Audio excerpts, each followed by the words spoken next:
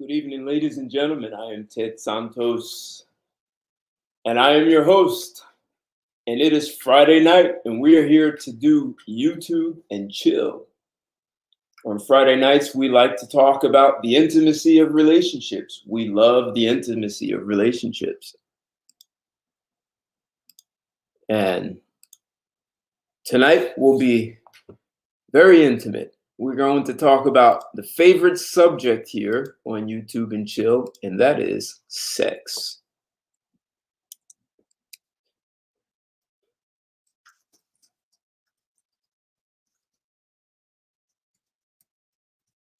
But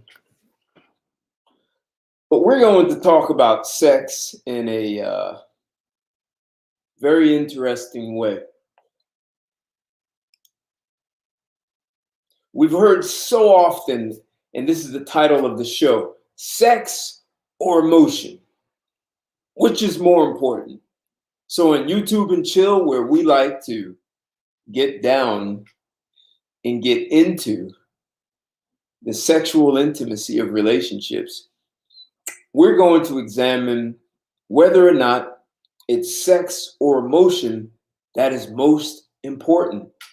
And we've heard so many times which one is more important for women and which one is more important for men. And then I'm going to do a screen share.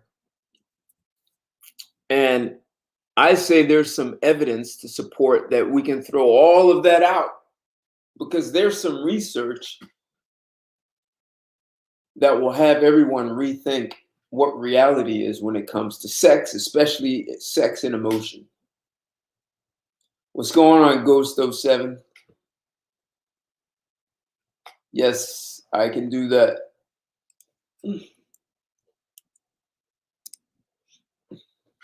So if you'd like to join the conversation, now I'm going to have a guest. So we're going to talk about which is important, sex or emotion, and that definitely can get into the male, female. So I'm going to be joined by a very lovely woman from the other side of the planet. For me, I'm in New Jersey, right outside of New York, and we are going to have a woman join from Australia, from down under. What's going on, cowboy? See you in there. Thanks for joining.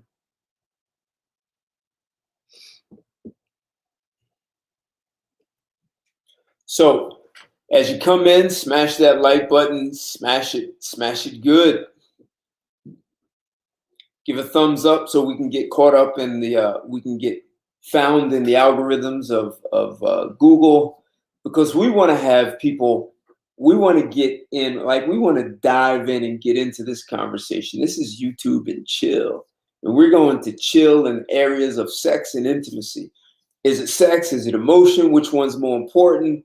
Have we been lied to? Is there a whole nother reality going on out in the world while we're being told? They're telling us one thing. So smash that like button. If you haven't subscribed to my channel already, smash that bell so you can get notifications. Hit the subscribe and hit the bell. What's going on, Lando? Good to see you in the house. You're going to like this conversation, Lando. I'm going to reveal some things. And I've got to give a special shout out to Red Pill Rican, because he's posted something this morning. So this topic was already planned out yesterday. There's a woman, you all know her as Leef Poetry, and she and I had a conversation about this, sex and emotion. And then when I saw this morning, Red Pill Rican put some research up that's just mind-blowing. If you guys haven't seen it, you're going to love it. What's going up, West Coast? Yeah, man, we're going to get into some good sex today.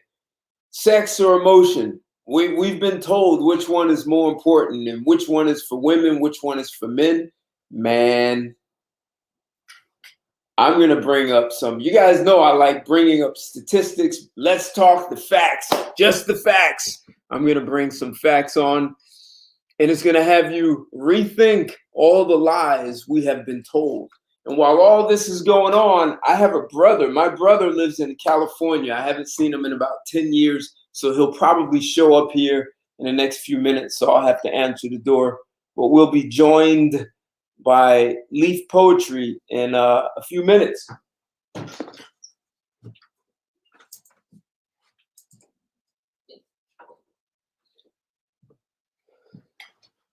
So, as always, on Fridays on YouTube and Chill, we like to get into some sex. Yeah. Friday's a good day to get into sex. And we're going to get into it. And we're going to find out how much the ladies really like to get into it. Have we been lied to?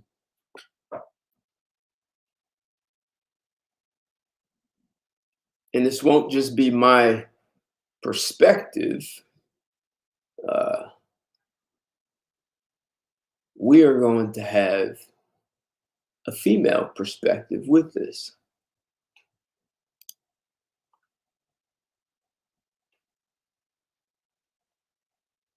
And she may be running just a little bit late on this one. So, I had some thoughts about this. And my thoughts, I had a few thoughts, sets of thoughts on this. So one was, we're told that women need emotion to have sex, and men need, so here are my thoughts. In many ways, we've heard that women need emotion to have sex. Men, on the other hand, need sex to have emotion. When neither is getting what they want, they tend to withhold what the other wants. And that turns into a standoff, Mexican standoff, and with divorce being the next stop for marriage, or, and well, I'll say more. In some ways, this seems like the chicken and egg dilemma. Which comes first, sex or emotion? With 38% of marriages being sexless, it would seem those people are not getting what they want. Are relationships all about catering to the woman's needs and supplying her with an endless waterfall of emotions?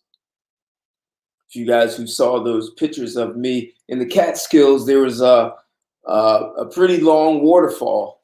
Imagine that's what women are asking for, this long waterfall of constant emotion. Feed me, make me feel good. Tell me something. Tell me I'm beautiful. Tell me you love me. Give me emotions. That's what we're told to do. Happy wife, happy life. So does that mean men have to keep supplying this endless waterfall of emotions, or should women be obligated to be sexually available on demand? I need it, baby. I need it. I need it. Rough day at work. I'm feeling good today. Make it available. See, we tell men that they should always accommodate a woman in her emotional needs. But do we tell women that they should be ready and willing to always accommodate a man's sexual needs? We tell men that, well, if she says no or she's not in the mood, you should acknowledge that and respect that. Well, we don't tell women, what about when a man needs sex? Should you acknowledge and respect that? So to unpack this conversation, as I said, we're going to have a guest. And she's going to join us. I think you will be pleasantly surprised to hear some of her perspectives. So this is going to be a very interesting conversation. Anyone else who would like to join, I dropped the link. So join us for the discussion.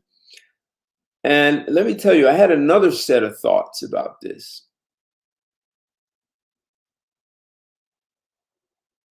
And I'm wondering if I should hold out. I'm going to withhold on you. So, but I'll make it. I'll give that to you.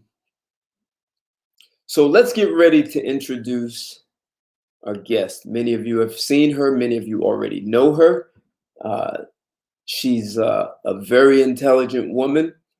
She's ambitious. She clearly has developed her own way of thinking and looking at life and relationships. She's had a journey of her own, and maybe we'll get into some of that. really we want to talk about sex and emotion, which one is more important. And it's going to be interesting to hear this from a woman's perspective. You guys have heard me say lots of things. Some of you have had even private conversations with me, and you have a good sense of where I'm coming from. But it's going to be really good to hear a woman take on this discussion on Friday nights, YouTube and Chill, where we talk about sex and intimacy. So let's bring her in. How are you? Hi, Ted. How are you? Oh, I'm doing pretty well. Thanks for joining and supporting and participating me on this show. No, it's absolutely my pleasure. Thank you. It's an honor to always talk with you. I love the way your mind works in relation to these topics. So very thankful. Thank you. Thank you. And let me just give a shout out. I see you in the house, Justin. And we've got more than Justin. We have a few that jumped in here. Nova Lodge. Thanks for joining, guys. Now we're talking about sex and emotion, which is more important. And this conversation is much bigger than people think. This may go in. There may be a few branches connected to this one conversation. So, Great. And you won't just hear it from a guy. So it's great to have a lady on board to give her perspectives, and you may love some of them, and some of them you may not. So I encourage you to be open-minded and hear everything that she says. If you'd like to join the discussion, that's great. I dropped the link. But what I also encourage is, many of you always ask great questions. So, drop your questions in the chat. If you haven't seen, I dropped my PayPal and my Cash App. So your support is always greatly appreciated so I can continue to bring content to you guys. I'm doing this, and you guys know I love research. So I love giving the facts so that you don't walk away with just a bunch of opinions with nothing to support it. And tonight will be no different. So one, we'll have a lady be able to give from a woman's perspective, and two, I'm going to do a screen share as I always do, and we're going to get into some facts about sex and intimacy, men and women. So, sex and emotion. Leef Poetry. It's an awesome topic, and I think it's one that's not openly discussed enough, especially when it comes to the dynamics of relationships. And I feel to such a degree we have been influenced by all of the movements recently and of old. So like the modern day feminists that merged into what we call like the modern day feminists now. The origins of feminism. Now, that's a whole topic to unpack. We won't go too far into that, but hold 1 second. So I haven't seen my brother in 10 years. He just rang my bell. He lives in LA, so he's visiting New Jersey. But you can keep going. I'm just going to open the door and let him in. No worries. And Ted, I will let you know, for some reason, my internet connectivity keeps chopping out. So if I disappear, I'll keep coming back. Okay, I saw that. Be right back. Okay. Yes, so Ted and I had a discussion the other day in regards to this topic. Now, coming from a very mature space, because obviously sex is very passionate, it's very intimate, and it's something that should be shared with your partner. And it's one of the, if not the most intimate engagement that you can have and engage in with your partner. So we talked about the various things that we're seeing showing up now, sex being swindled. Sorry, my internet is chopping. 1 second, I want to make sure this thing's working. So sex being swindled inside of a relationship to sometimes manipulate to get what they want. And I am talking from a female perspective, and this has come from various means of research and also talking to various groups of women.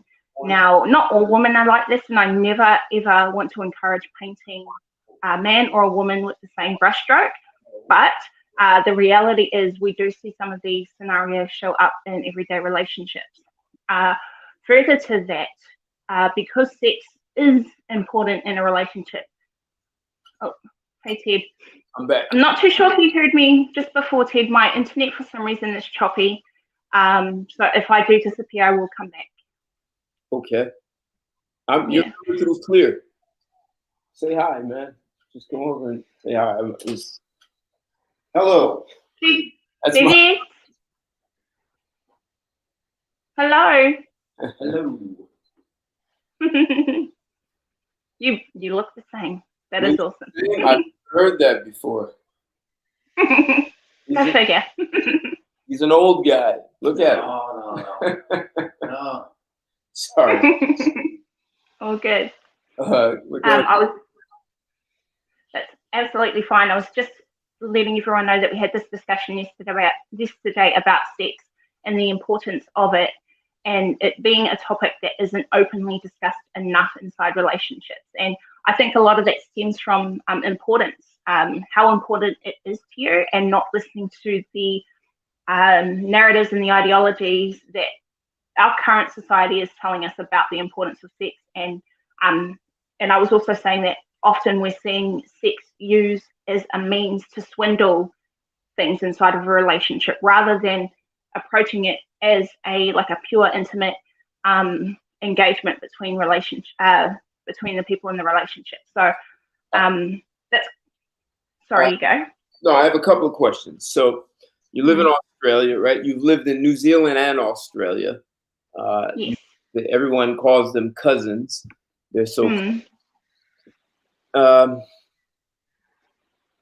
In the U.S., even though the world may be looking at the U.S. and say, "Oh, U.S. is so sexually open. Sex is part of the movies. It's part of everything," but really, the U.S. is very prudish. We were the, what do you call them? The people who came from Europe were Puritans, and they are really the foundation of U.S. Culture. So we just got rid of the Puritan mindset, which was very suppressive. You don't deal with sex, even though they may have been doing the wildest things behind closed doors out in public. Women are covered up. You don't want to talk about sex. There are laws on books in the United States where if you have sex in any other position except for missionary, you can go to jail for that. Those laws are on books in the United States. I mean, that's how prudish the country is. So even though people may say, "Oh, I can do wild and freaky things," but as you're saying, like these real intimate conversations about sex and really understanding fulfillment doesn't happen as much as people think they do in the United States. So my question to you, are you all having the same thing in Australia and New Zealand? Is it similar, or you think are more open?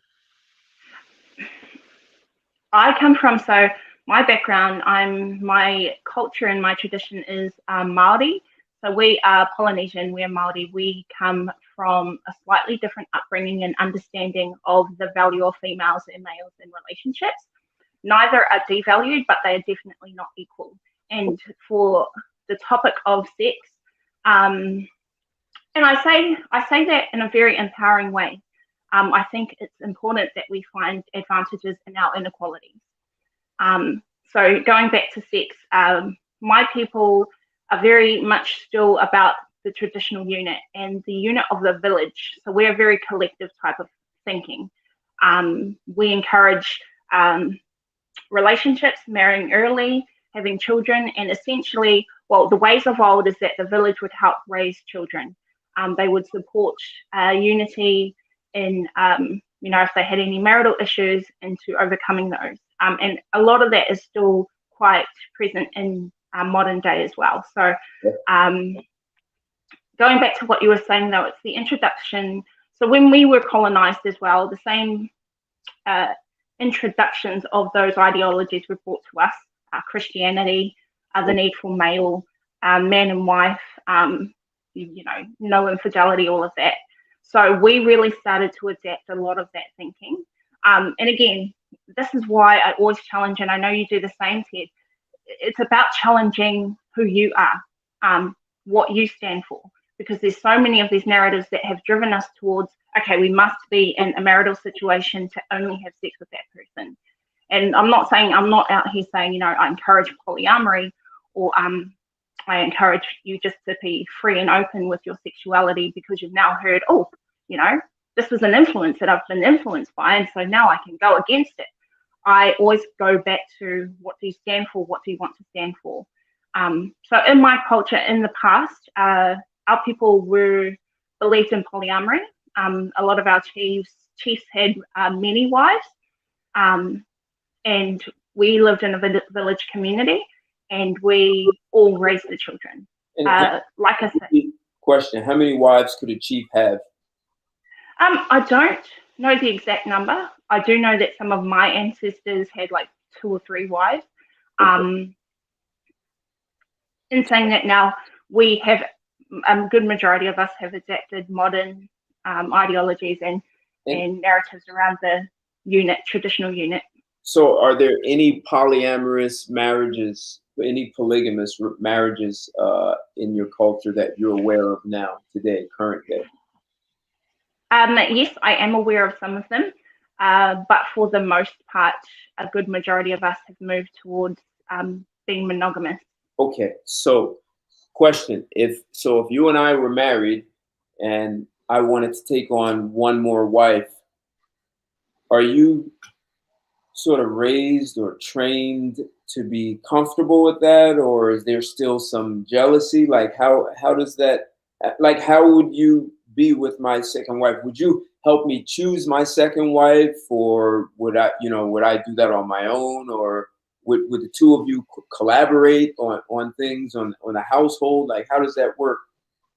Well, this is for me, that's a personal question, and that's me removing myself from what I know and have been raised traditionally and culturally to understand.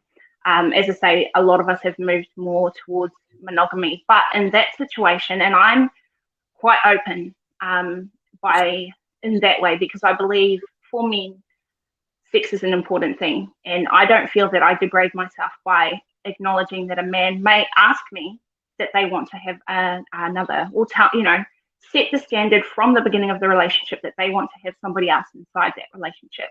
I respect that above all. You would respect and honor that then? If it's something that I agreed on, if the dynamics between our relationship were something that were complementary, yes, I would. Me personally, I would. I believe jealousy comes down to ego, and I believe ego is a topic that needs to be unpacked on its own. But in saying that, I would expect, from a dutiful place, I would state, okay, so these are the boundaries in which I'm comfortable with and will work with you. I do expect, in saying that, for my male counterpart to be very steadfast in knowing what they stand for as well, who I am, what they want, and what they are bringing to the table in terms of their value. Now, we hear a lot of these terms, high value men, but that's not necessarily material things. That is not necessarily like a buff, strong, presentable man. That can be just someone that is defined in who they are, says, I will make the decisions in these relationships for the harder things, or whatever it is that you agree on between you both. Right. I would expect a level of that ebb and flow that I talk of, and I'll talk about ebb and flow later.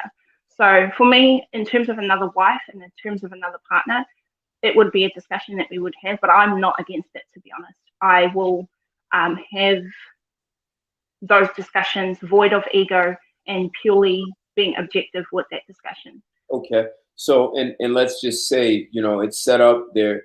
Each of us has our own bedroom, right? And there are times that I'm intimate with you, and then there are times I'm intimate with my other wife. And then there is you could say, the dynamics of the whole relationship. So are we together because economically we are more capable of creating some sort of empire, right? A legacy. We can build a legacy. So you have some talents and skills that could be valuable to me, and I, there are things that you can learn and develop for me. And that third party, the second wife, she also, maybe she's got a strong background in finance, or maybe she has a great network that I can plug into and amass not only wealth but other opportunities and freedoms that that set my wives up to have a very good life. I agree. I think I think us being comfortable with our social inequalities is a really good thing. And people, and I've told you this before, Ted, I've been dragged numerous times from feminists for saying certain things like this. But I believe that there is definite strength in the recognition of inequality. And for example, let's just be purely logical and purely objective here. I can have a baby, you can't. So that's our inequalities. Right. And exactly. let's acknowledge that. There's no debate about that. No, exactly. And I think we talked about this the other day. Inside of your relationship or whatever relationship you engage in, I feel like there is an element of like a business contract almost that needs to take place before you decide to go down that track. I mean, like you said, if you went to a job and they expected you to meet certain criteria to continue having that job, then that expectation is set on the table and you must meet your criteria. Obviously, relationships, there's room for movement, but that's a discussion that you can have. But it's the same thing with sex. If somebody comes to the party and says, this is an important thing to me, this is my need, if you acknowledge that at the beginning and you agree to those commitments, whatever staples you've set out for each other, I 100% believe, hi country boy, I 100% believe that you are accountable for the agreements that you've engaged in. And sex is something that I believe men should be more empowered in saying they need, and women. So I have and I want to ease into what you just said, but I want to go back to something you already said. So, and I want to stay with polygamous. So you said you would accept a second wife as long as certain things are fulfilled for you. And so I think maybe that takes us back to what the theme of the show is: sex or emotion, which one is most important, right? So what does that mean when you say, okay, I'll accept a second wife? And I was asking you, you didn't actually answer directly. Would you collaborate with that second wife? Like, would you, the two of you, coordinate things, whether it's making sure the house is clean, the food is cooked, if there are children, like all those things are handled. And if I'm out as the hunter and gatherer, and the two of you could have a career, but I'm still out as a hunter and gatherer, and you clearly understand hunter and gatherer more than most women will ever understand. So yes, my people are still does that mean you are comfortable collaborating? Like it's, so you said a business contract. So let's say a marriage is a business. It is a legal binding contract, right? And people need to understand that. It's not just this Hollywood Walt Disney movie. It is a legal binding contract that can only be dissolved by a court-appointed judge. So in this agreement that is legal and binding, there's also, so there's a partnership, right? So there's an arrangement, there's interaction that you have with me as the husband, but there's also an interaction with this woman. Would you be comfortable? And like, she's almost like your colleague in some ways. So again, I compartmentalize these discussions. I would absolutely do that. I would probably be good friends. I would aim to be friends with that person, okay. Understand them, because if I was going to enter into a polyamorous situation, I feel that love is an expression, sex is an expression, and that love would need to be extended to that person. And again, a lot of people are uncomfortable with that topic, and they're because we've been raised to be like, we've been raised on Christian values. Let's be real. Right. Post colonization. Right. So people are like, oh, you're degrading yourself. You're settling for less. And just in the mere fact that I state something like this. So I just want to acknowledge anyone who's feeling that, to find out where that comes from. So yes, I would, as a colleague, as a person that believes in love, I would absolutely extend that arm to that person, and I would likely love them myself. And that is a decision that I would make if I entered into a relationship where I believe the male presence was strong enough to direct or lead that. That's an important point. We're going to come back to that. But so what needs? So if we look with the theme of the show, sex or emotion, which is more important? So when you say as long as your needs are being fulfilled, what are you saying? Your emotional needs, like, so because that's what we've been taught, that women need emotions to have sex and men need sex to have emotions. So are you saying that like your emotional needs would have to be met, or are you saying you're sexual, or are you saying something else? So I want to go back to, like we talked about, facts, Ted. Number one divorce reason in both Australia and America is emotional neglect. It's not infidelity as people suspect. Yes, I am an highly emotional person. I work majoritively from them. And so my needs inside of a relationship would be highly emotive. I don't believe they are above the needs of sex, though. I think ebb and flow, and which is why I like poetry. Ebb and flow is the ability to work with your partner and what your needs are. So I understand what his needs are. They are sex. My needs are emotion. So I, in order to do my duty, must give him what he wants, and he must give me what I want. That's what I hope for. That's what is something that I would put down as my business contract. Is this is the things that I work from, and I work well from them. Okay. And if he says, sorry, you continue. There are guys who are listening to this, so I think it would be helpful if guys understood, what does that mean when you say my emotional needs need to be met? And she dropped out. And she'll be back. Or was that question so big? Yeah, there are lots of technical difficulties going on here. So we want to kind of get to we want to knock the bottom out and get into what does this mean? Emotional needs being met. Are men, are we doing it right? Do we even understand what that means? What do you guys think when women say they need their emotional needs met? Oh man, she's having a problem getting back in. So seems to be an internet connection. Man, conversations getting ready to get juicy. So if you guys haven't smashed the like button already, smash that thumbs up. If you're not subscribed, subscribe it. Share this video, share it. We want to get both men and women in on this conversation. And I dropped my PayPal and my Cash App. Your financial support is always greatly appreciated.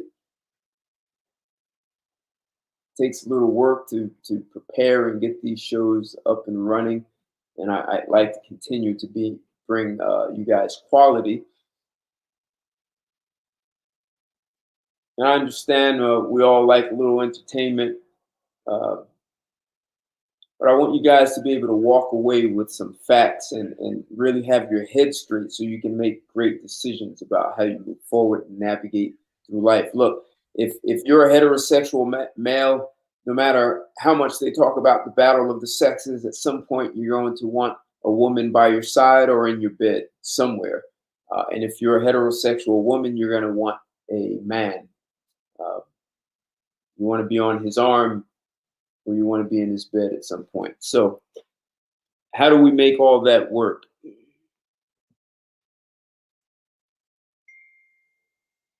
What's going on, old school Dan? Thanks for joining.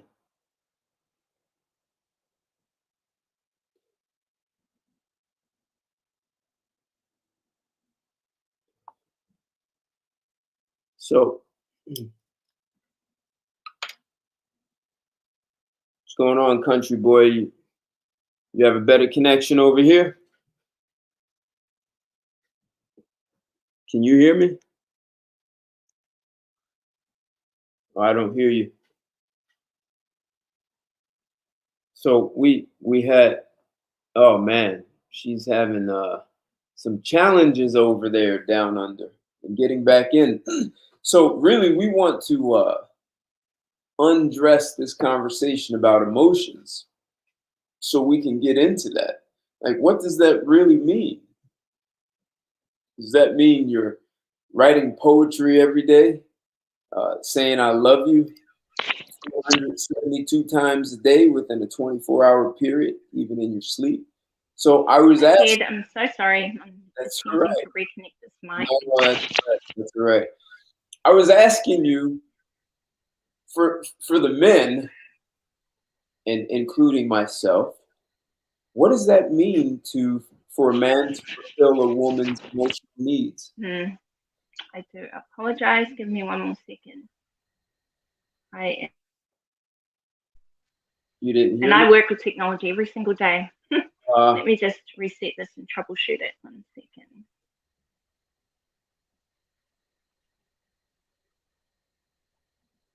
Hey guys, am I asking the right questions, or are you guys having the same thought, same questions?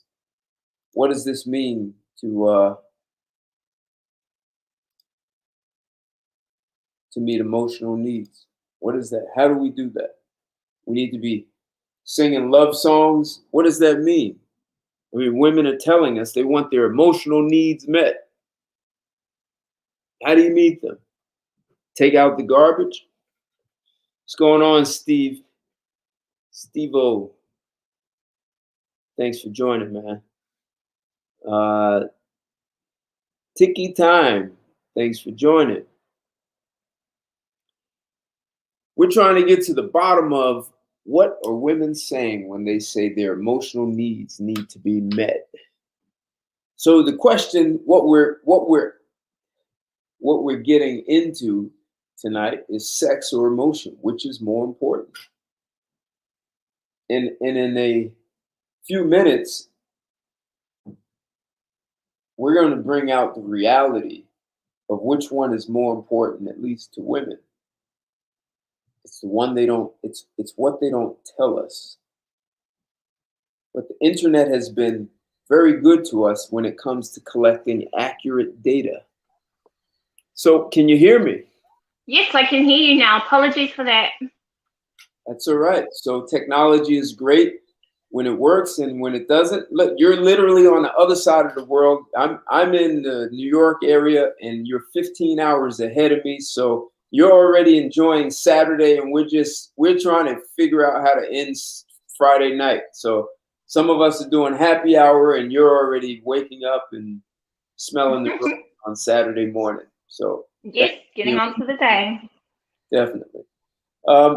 So what does that mean for a man to fulfill a woman's emotional needs? How do you do that? Like, if you could give us like a quick guide and tips, like how does a man do that? Like, there's so many ways, and maybe the reality is men don't know what that means. No, I totally understand, because I do believe to a degree, and I don't paint everybody with the same brushstroke, because that leaves little space for inferences. I believe that emotional requirements from women will differ from each woman. I think the characteristics you want to look for in a woman you speak to is honesty and self-awareness. And this can come at any age, depending on their exposures, influences, and how they've been raised.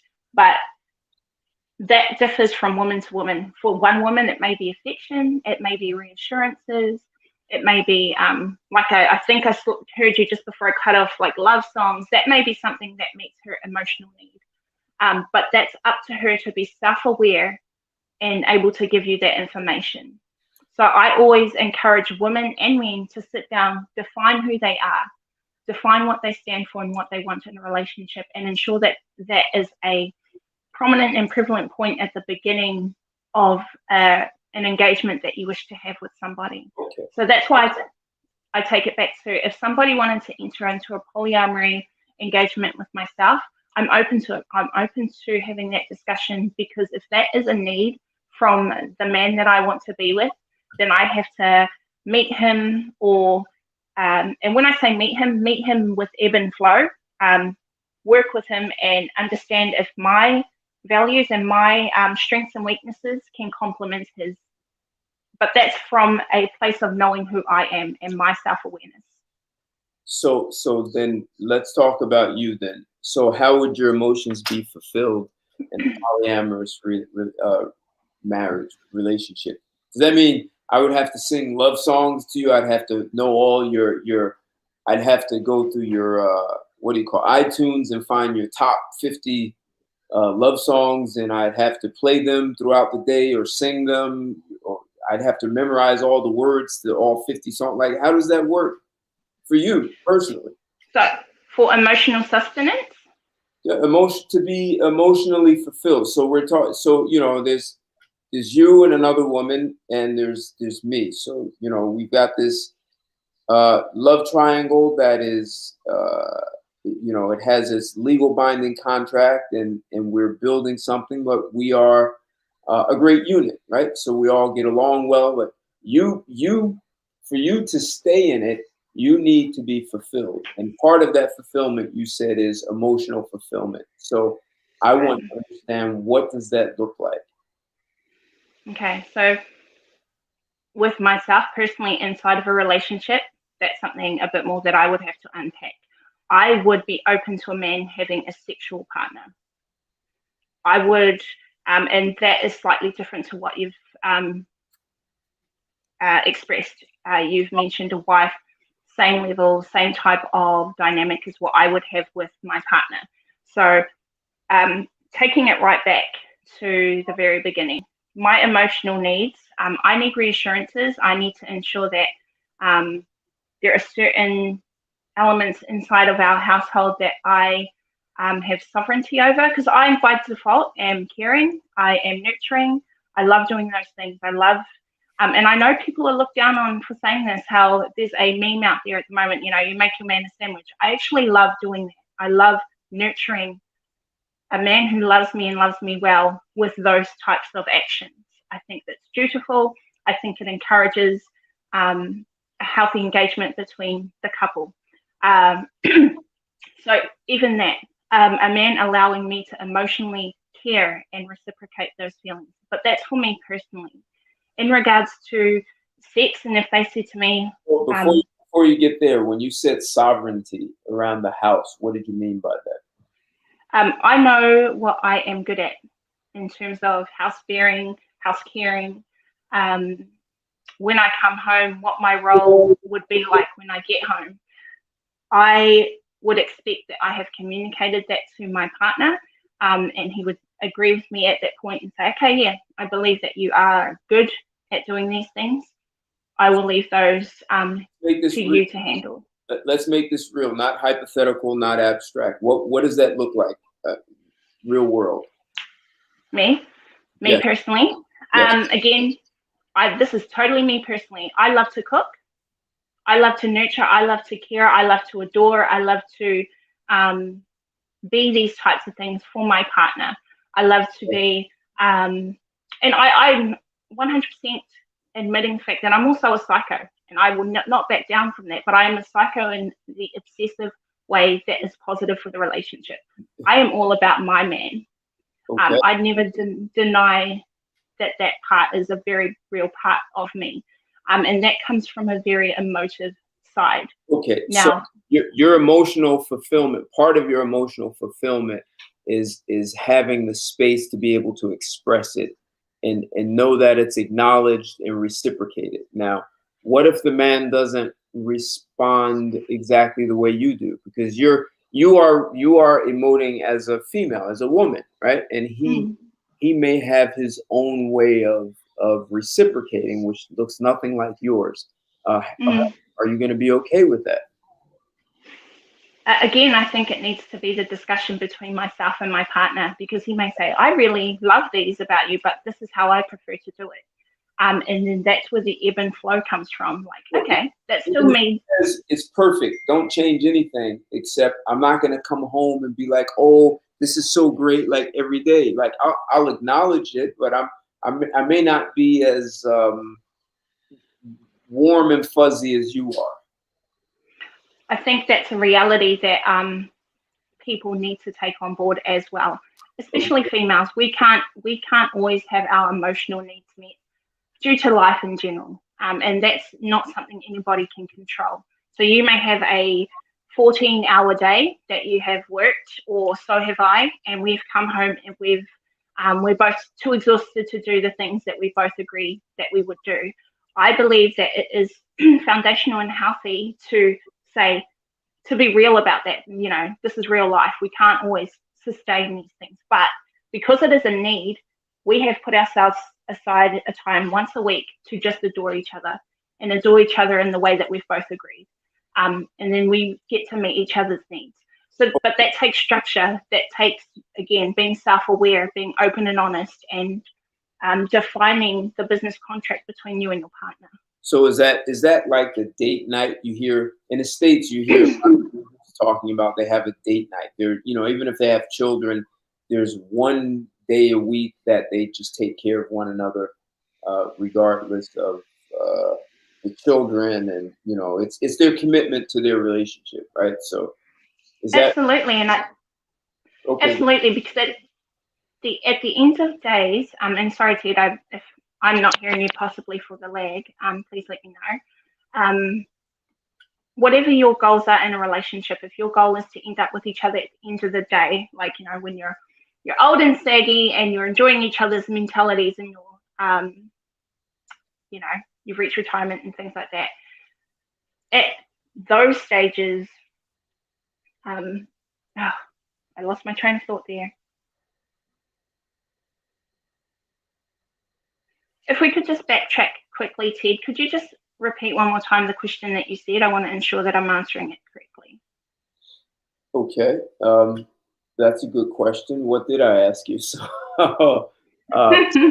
we're really, this is still in the context of getting your emotional needs met. I want to understand, right, for me and for the men, you know, because we hear so much that women need emotion to have sex. So, okay, so what does it look like to fulfill a woman's emotional needs? And that, you know, so I was just in some ways being playful, and you're out again. So, you know, I was saying, does a woman need to be told she's loved every day, or love songs played?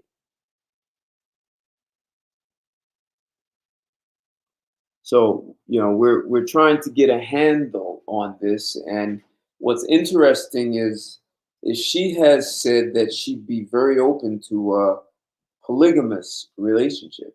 I think that's very interesting. So how does the dynamics work in a polygamous relationship, where you have to assure that as a man, you have to assure that you're fulfilling the needs of both women, um, that they're not just like ornaments there, so things don't get out of hand. You know, lots of men say, well, you know, it's not natural to be with one woman, but do you really know how to manage and navigate that, almost like a business? So if you're the CEO as a guy and you have two direct reports and you have children, so I don't know if we're stable here. So I'm really trying to get a sense of, and just concrete ways of how a man fulfills you emotionally. So a date night, right? So being receptive, allowing you to express your nurturing ways. You like to cook, but you know, we're talking. If this is a polygamous relationship, what if the other woman also likes to cook? I mean, does that put the two of you in competition with one another? I mean, how does that work? My definitions of what I would engage in are different. I wouldn't be in a two-wife husband relationship. That's not what I would prefer, and I wouldn't engage in that. I would accept having another partner, present in our relationship to meet a sexual need if I couldn't. I'm quite confident in my ability to meet that, but I know that if he has stated it at the very beginning that that is a need that he has to have met, then I would be open to that discussion 100%. Okay. But you wouldn't want the three of you living in one household. You like her to be like an outside, like a supplement. Again, I do believe that comes back to the dynamics between you and your partner and how you've discussed how that would work. Because I am open to another female in my space. I'm very loving and caring, and like I've mentioned, I will extend that to that person. But the dynamics of how our relationship would work, I would need to understand a bit more from that partner and understand what it is that he needs. Because if it's like a mental, sorry, you go, Ted. No. I was just saying, okay. Keep going. So, and that's why I always go back to, we aren't all painted with the same brushstroke, and it's really important for each person to define what it is they need inside of a relationship. Obviously, being real with each other, life does pull us away from some of these requirements, but there is a blanket understanding of what it is that you need, what it is that I need, and that we are giving that adequate attention and acknowledgement. And if we're not, we need to revisit those and say, hey, look, babe, you're not giving me enough sex, and this is a need that I have inside this relationship. Or I don't feel that I'm able to receive and give you the emotional sustenance that I was hoping for and that we had agreed upon. And that is that ebb and flow. Those are mature discussions that need to be had, and people need to be more comfortable with having. Okay. That's what I believe.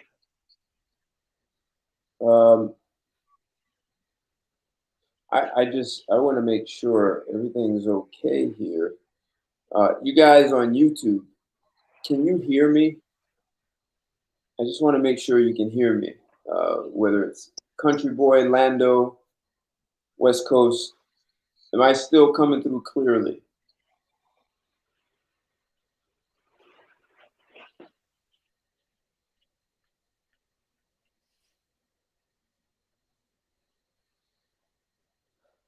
Huh.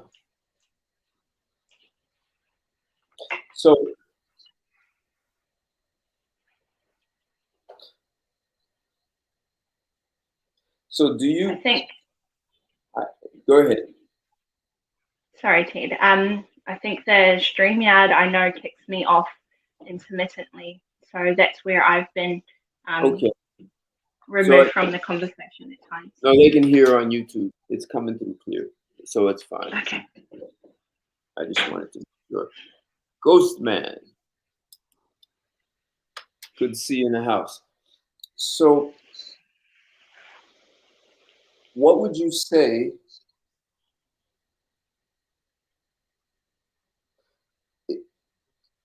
is more important for, and I know you can't represent the, 3.5 billion women in the world. I know that. But would you say that all the hype we've been told that emotion is more important for women than sex, like women need emotion to have sex and men need sex to have emotion, do women need as much emotion to have sex as we've been led to believe? Do we need to have emotion to have sex? I don't believe so. Why do you say that? I look at the science around the neurotransmitters that are emitted from the act of sex itself. But again, that comes back to awareness and knowing what it is that you're engaging in. I believe sex is important. It's absolutely important, as important and sometimes more important than emotion. And depending on the scenario, it's important also to have emotion before the sex. But again, that comes down to self-awareness. I don't believe emotion is more important. I don't. I believe there needs to be a healthy understanding on what emotions need to be met, and there needs to be a space reserved for that. Absolutely. But I mean, if you look at the science behind sex, having sex creates all of those positive, good feel neurotransmitters. even if at the beginning you're not into it, people need to be more into it because the science behind it, there's actual health benefits to sex. So I think perhaps women would get upset. Maybe you just told a secret that you were not supposed to tell. And so are you saying that women don't need as much emotion to be sexually active as men have been led to believe? No, not at all. So we've been lied to. I wouldn't say lied to. I believe women, and a lot of women, aren't self-aware. And so we talked about this the other day. We stumble across, find a problem, a solution, and then backtrack to the problem because we weren't aware that there was a problem to start with. A lot of women are discouraged to be so emotive because we are driving for equality in this modern feminist world. And so we even will not acknowledge some of the emotive needs that we need because that's being too female. Does that make sense? In a society that encourages us to be powerful and independent. Interesting. So for me, I don't believe it's lying. I believe it's not being aware of self. And some people get to that point through experience. Some people read your book, Ted. Here's Why You Can't Find Love, or they go and they do self-help workshops to understand themselves better so that they can represent themselves as best as possible inside those relationships. I believe that some women just really are not aware of who they are. And this is why you get so many flighty type of behaviors. And again, it goes back to the science. Women think left to right. So our minds go like this. We're creative, we're intuitive, we're all over the place in terms of our emotions and our thoughts. I suggest this to females. Get a journal. Now, this may sound really basic and some people may laugh. Get a journal, put all the thoughts that you have in your mind down on paper because the process of transferring information helps you put things into an orderly structure. When you are in an emotional state, you sometimes aren't able to find the solutions because of that state. Put them down on paper and then categorize them so that you understand your needs from this is just a want, and then this is all, this isn't reality, and this is reality. Sometimes we need that transfer of information from our minds to something tangible to help us dissect that ourselves. So that's something I would suggest to women. And I've done this in my business career. I've suggested this as something for them to do as a process of elimination of thought for problems. And I suggest it in personal as well. Journal. Dissect your emotions. Dissect what's real, what's not real, before you go and lash out at your partner for not meeting a need. You know, before you may, I'm not saying all women do this, but a lot of women do swindle sex as a means to an end rather than a means that has no end. Sorry if I confused anyone by saying that. So journal. So some women use sex to manipulate a guy. You use the word swindle. Absolutely. I've seen it, and I've seen it in some of, like, even my coffee clubs that I've had with some girlfriends. It's used as a means to manipulate. And again, not painting all women with the same brushstroke, but I definitely see it because that is them consciously acknowledging that they know that sex is important to their men, but they are using it in a way that meets their means to get to what they want, rather than acknowledging it as the most intimate act that you can have between you and your partner, and defining what those needs are, and honoring that first and above all. You said it the other day, Ted, when we spoke about it. It's the most intimate act that you can engage in with your partner. That should never be swindled. People should never be penalized. It should never be withheld as something or a tool that helps you to get what you want, if that makes sense. Okay. Interesting.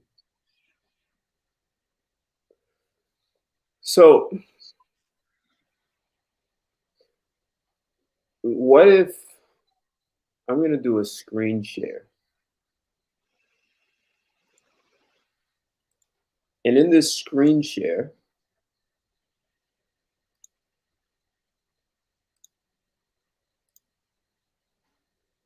we're going to look at the very famous website called Pornhub. And what the internet allows for people to do is to take quantitative data and be able to look at the facts.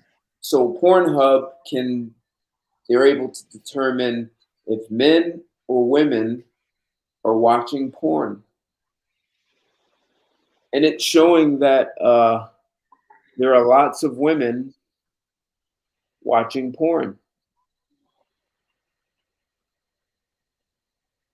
Yep. Like a lot. And so to make this, so before people start saying, oh, during the pandemic, it's had women watching porn. This is 2019. So this is before the pandemic. The year before. And what's interesting is women's favorites, lesbian is the number one. Do you find that odd? That's funny. No, I don't find it odd, and I have some theories on why I believe that's the number one search term. Why? Let's hear your theories. So I theorize again that it goes back to understanding your needs and communicating that. Obviously, I think the number one phrase search there, from what I can see, is pussy licking. Let's be candid, we're all adults here. Yes, licking, like by far more than men, like 260% more. That's insane. Again, I think it goes back to understanding your facts. So 20% of women in relationships with men orgasm via penetration. So that's intercourse. So only 20% of women can reach climax, and that's the reality. The majority of women, obviously 80%, climax by clitoral stimulation.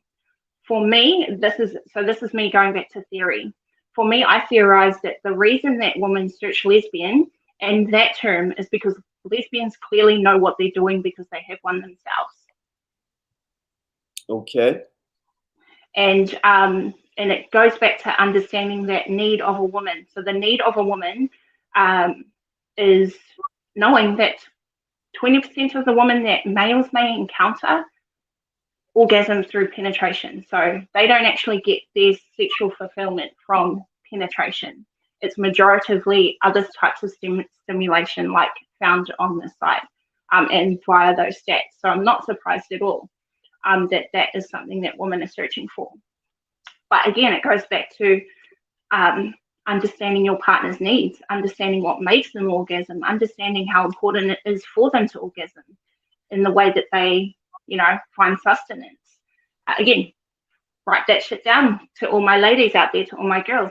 Write your self-awareness script down of who you are, what you present yourself as, and the value that you have. Again, I go back to, I term value completely differently to others.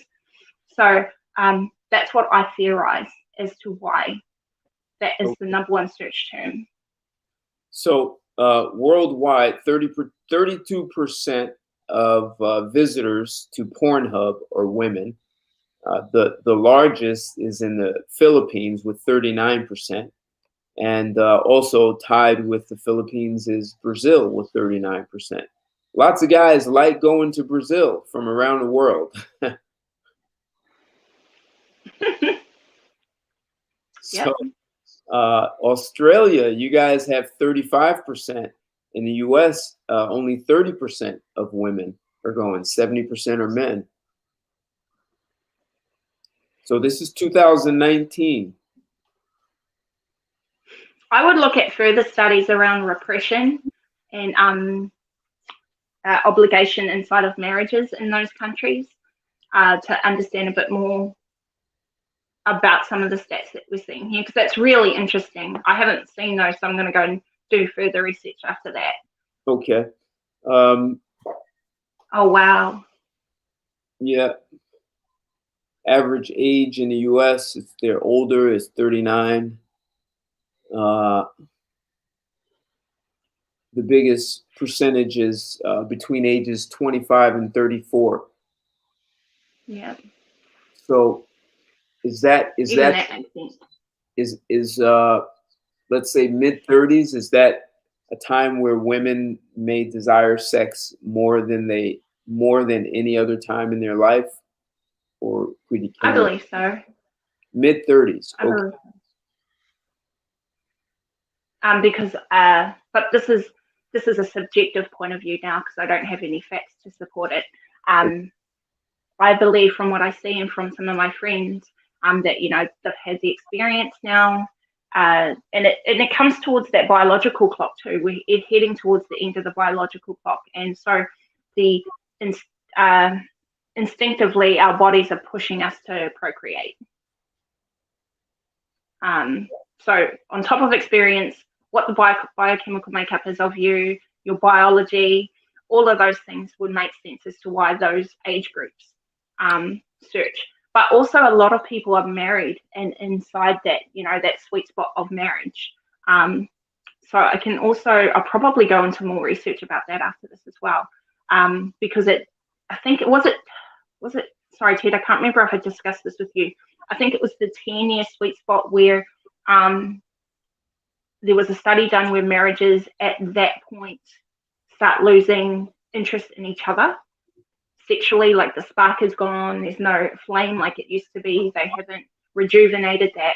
I can't remember what that number was, but I believe it was around that age group, or that, yeah, I believe it was. Okay. I'll have to quantify that. I'll talk to you on another podcast to make sure that I've got my facts straight with that one. All right. So if you said emotion is not as important as men have been led to believe, so that raises another question, and you and I talked about this.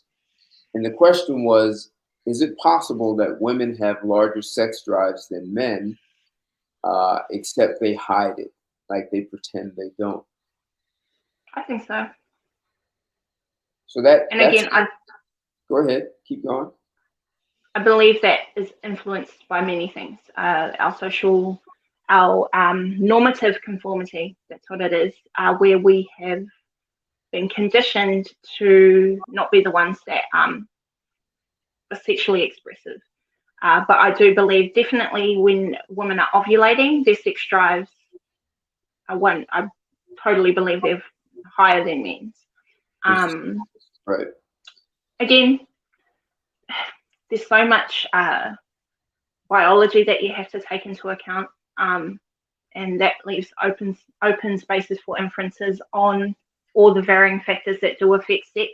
But I do believe that there are a lot of women that suppress their sexuality, and they are more sexually driven than a lot of men. So, and this is, I'm gonna, as a man who has had some experience with more than one woman, and you were saying the pussy licking, a lot of women may gravitate towards that because they believe that a woman knows better what to do with another woman's body.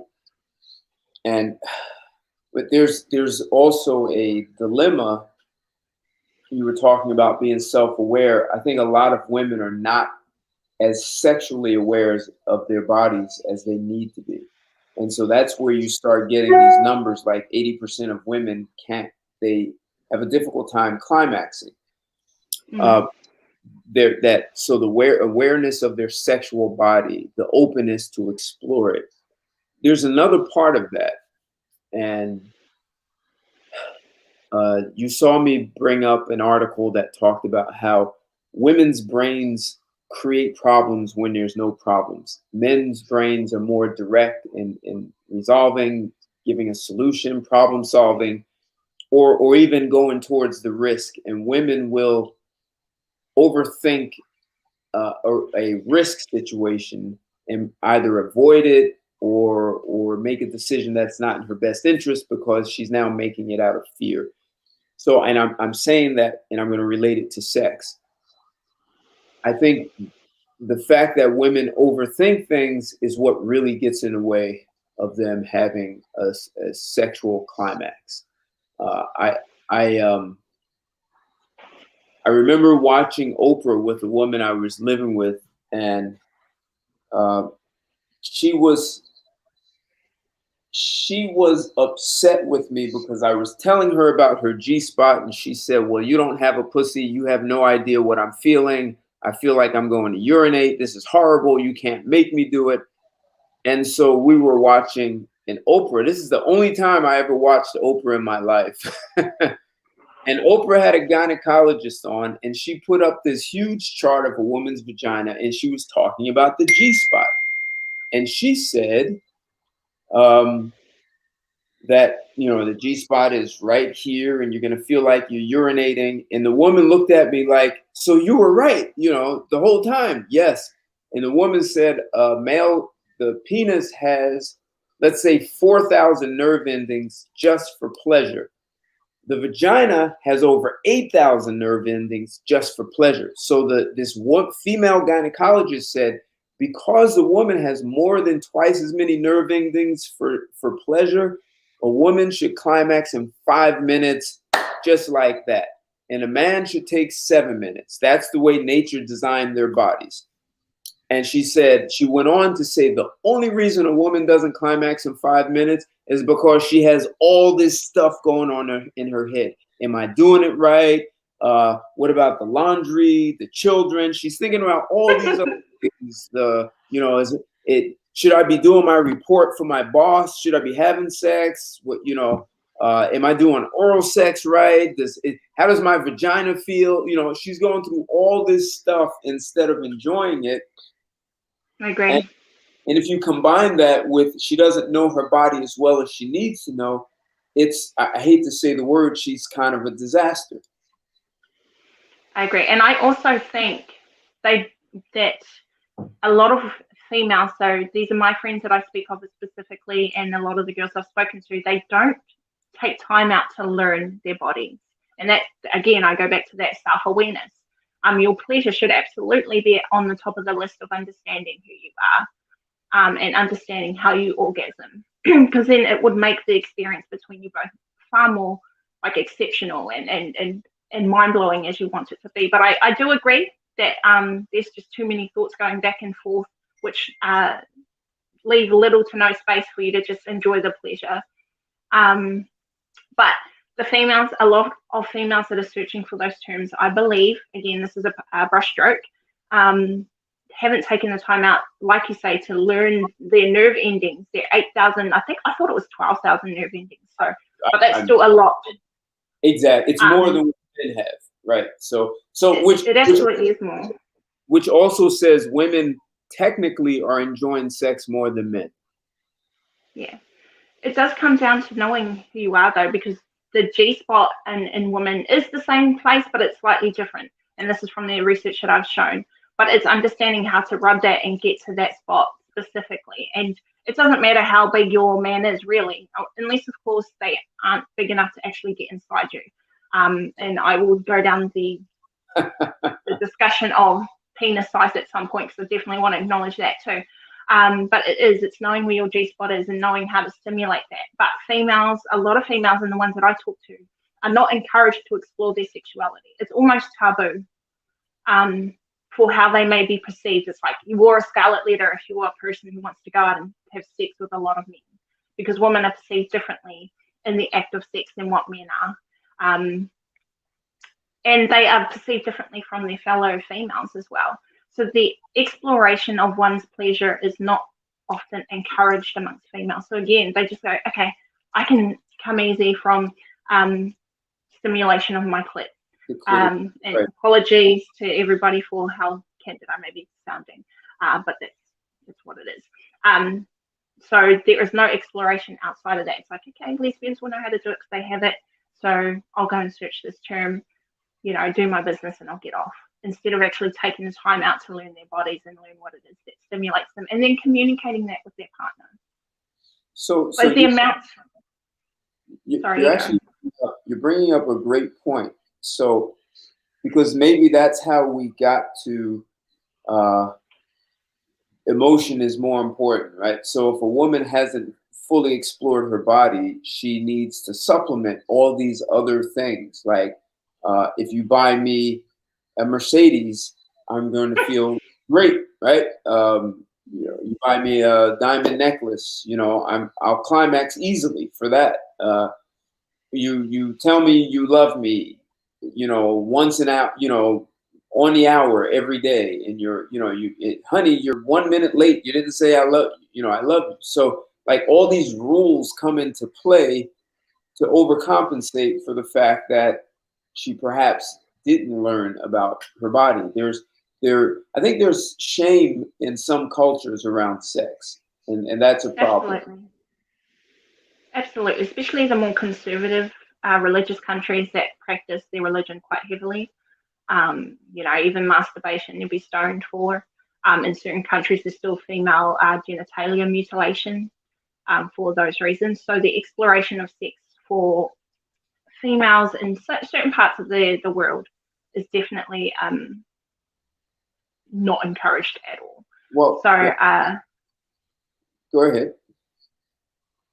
so yes, and I think it is that type of understanding. We in the Western world, I don't believe, have adapted. Like we've started to move away from a lot of those narratives, but there are those masculine and feminine weaponized movements against each other that have different views on what sex should be for both genders. So that's another whole other topic.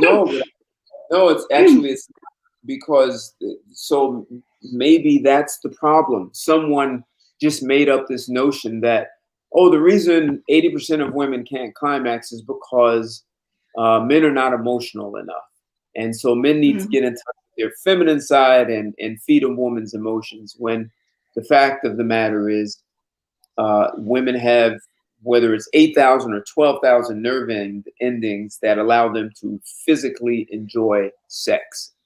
And if they're in a committed relationship, the only thing standing in the way is what I would call head trash. What's that?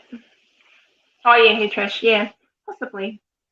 I can Well, just definitely. all the conversations about, you know, am I doing it right? Uh, in the U.S., sex has become very transactional, right? So, why am I having sex with this guy? He didn't take me to dinner, or he didn't, you know, did he give me something worthy to have sex with him? Like, so a lot of women are missing out on the full enjoyment and pleasure. And believe it or not, there are a lot of women who say, well, I'll have sex with my husband or boyfriend because I'm doing him a favor. And it's almost like she's devoid of sex, and it's just an act that's done as a favor. Um, and if he meets certain criteria, you know, fulfills me, gives me my emotional fulfillment, whatever that is, there's some monetary or material gains that she wants to get out of it, and she could be in conflict. Well, I'm doing him a favor, but I'm really getting nothing out of this.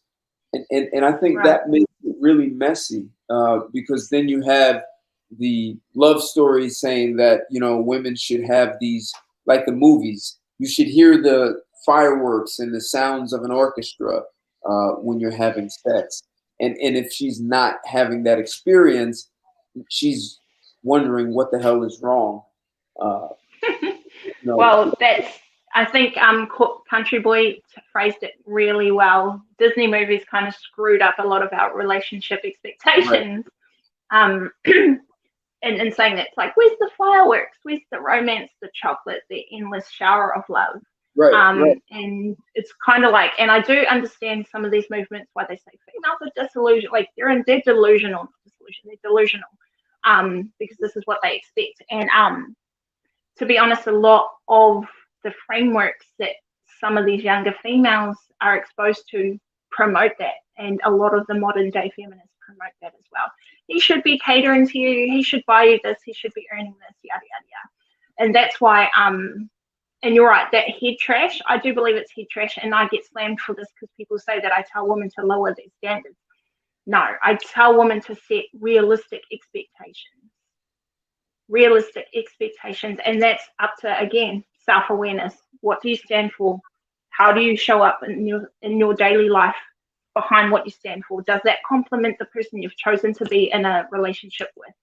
And those self-awarenesses, once they're down and they're out, you can work with your partner, because then they have a guideline to go from, and so do you, and you understand each other's needs and wants.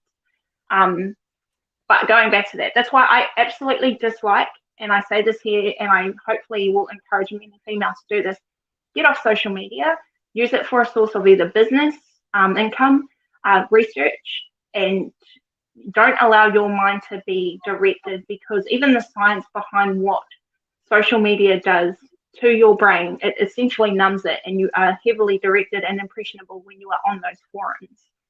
So go back to the basics, like we've discussed, I think, many times, Ted, like self-accountability and that self-awareness of understanding who you are.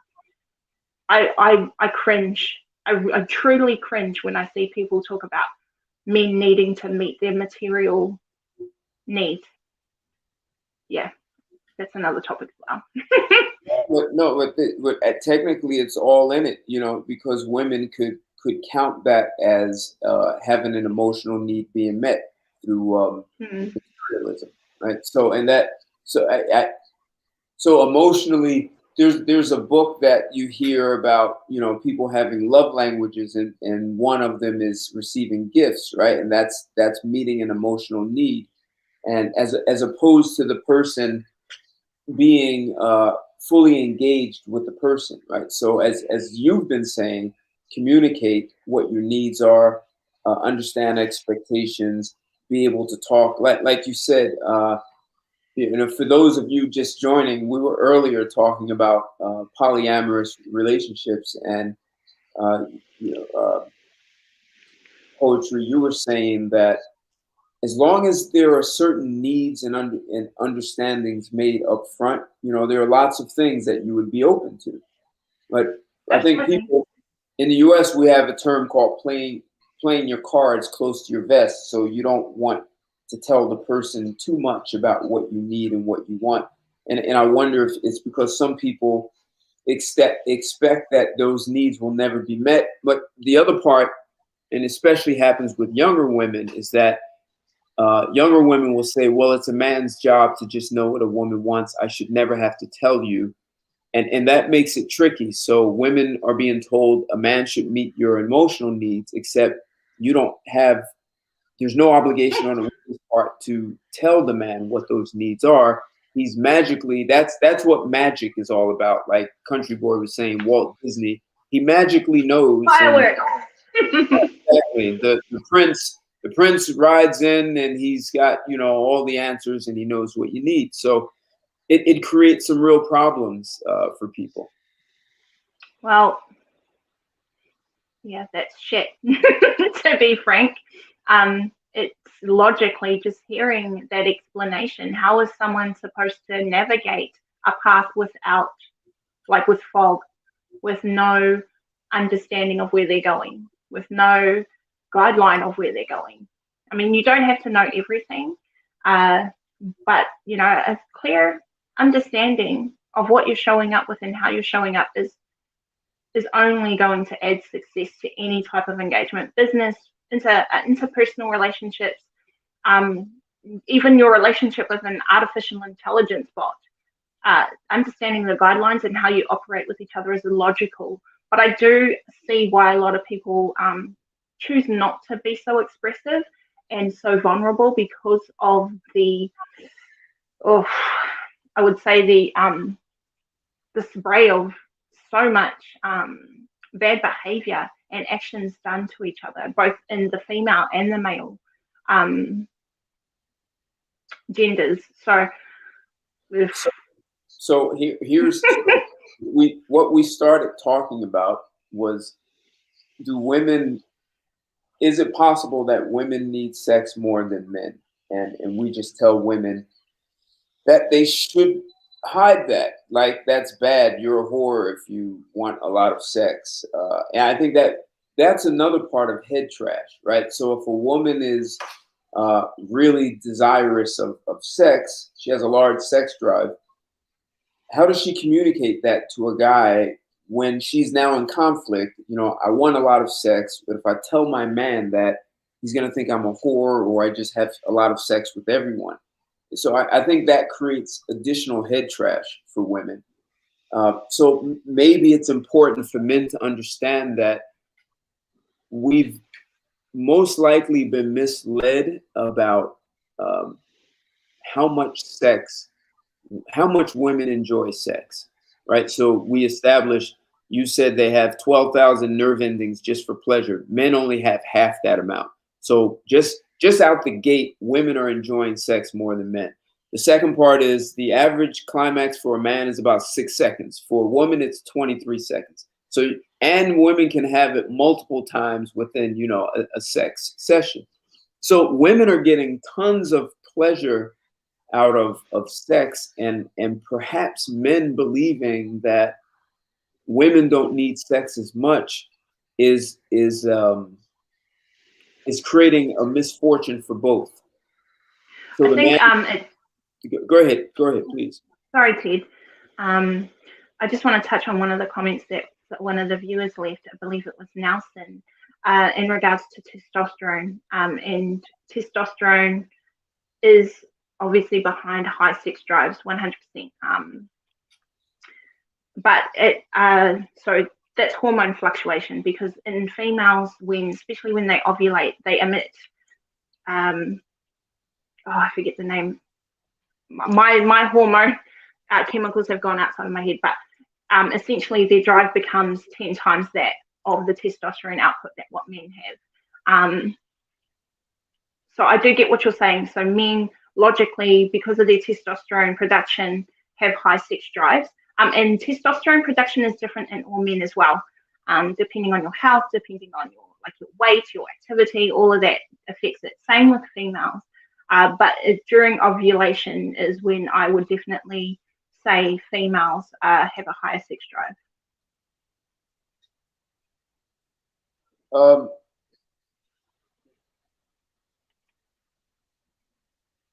So I'm only hesitating because I'm thinking if I want to ask you this question.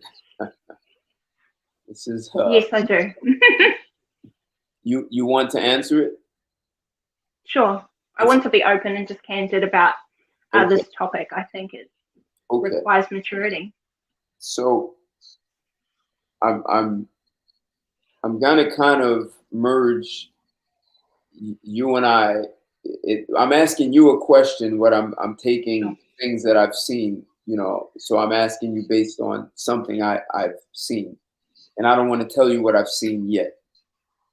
So if you're with a guy and he's a good lover, you enjoy him, right? You enjoy his penis size, and you enjoy the way he uses it, right? And you find it very pleasurable. And he has a large sex drive. Will you continue to accommodate him even if you're tired, if you're enjoying it? Yes. What if you're sore? Your vagina is still, huh? There are ways in which you can still pleasure without the use of certain holes, again, to be candid. But yes, and I'm confident that, and I haven't had many partners, but the partners that I have had would say that sex was never an issue inside of our relationship, because I do see it as a fundamental need. So even at times when I haven't been completely there, or I've been tired, or there's been other daily stresses, I would still see it as, this is something that my man needs. I need to give it even if I don't feel like it. And often, more than, I'd say 95% of the time, you get into it. And that's what I mean about the health benefits of sex. I understand that, and we definitely need to address that.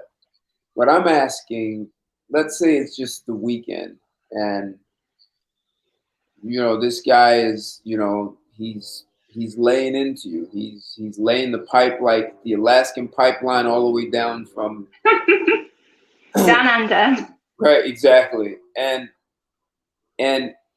even though you enjoy it a lot, you're tired. Will you still accommodate him and enjoy it at the same time? Yes, I say that confidently, because I have been in those situations. Okay. And I'm saying that because I'm asserting that most women would answer this exactly the way you did.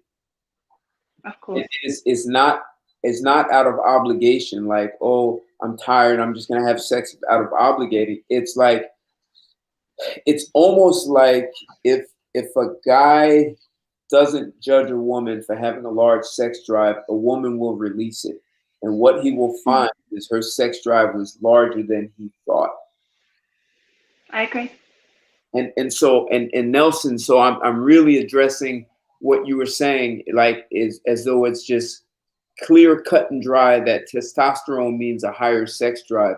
I'm what When a woman knows she's not being judged for having a high sex drive and her, let's say, proclivities, there are things, activities she may want to engage in, and she wants to be free and open with you and express sex in many different ways, right? Not just missionary, just there are lots of things that she like to experience with you.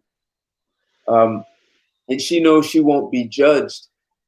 She's going to keep having sex. And the next day, if she's tired, she'll still have sex with you, and it won't be out of obligation. She will enjoy it. If you're on vacation, if you have a whole week, she may just be sore, and sitting down may be a chore. So, or true, though. It's very true. Okay. No, I think you're spot on. I think you're spot on. Again, sorry, you go, Ted. No, this is what I want men to understand, and this is not because the guy was just writing you poetry and playing. Like, he's a good lover, and being a good lover, a lot of guys have to understand sex starts before you get into the bedroom, right? So there's an emotional element to it, but perhaps one of the biggest emotional elements is for a woman to feel emotionally safe that she won't be judged for her sex drive and the activities she engages in sexually.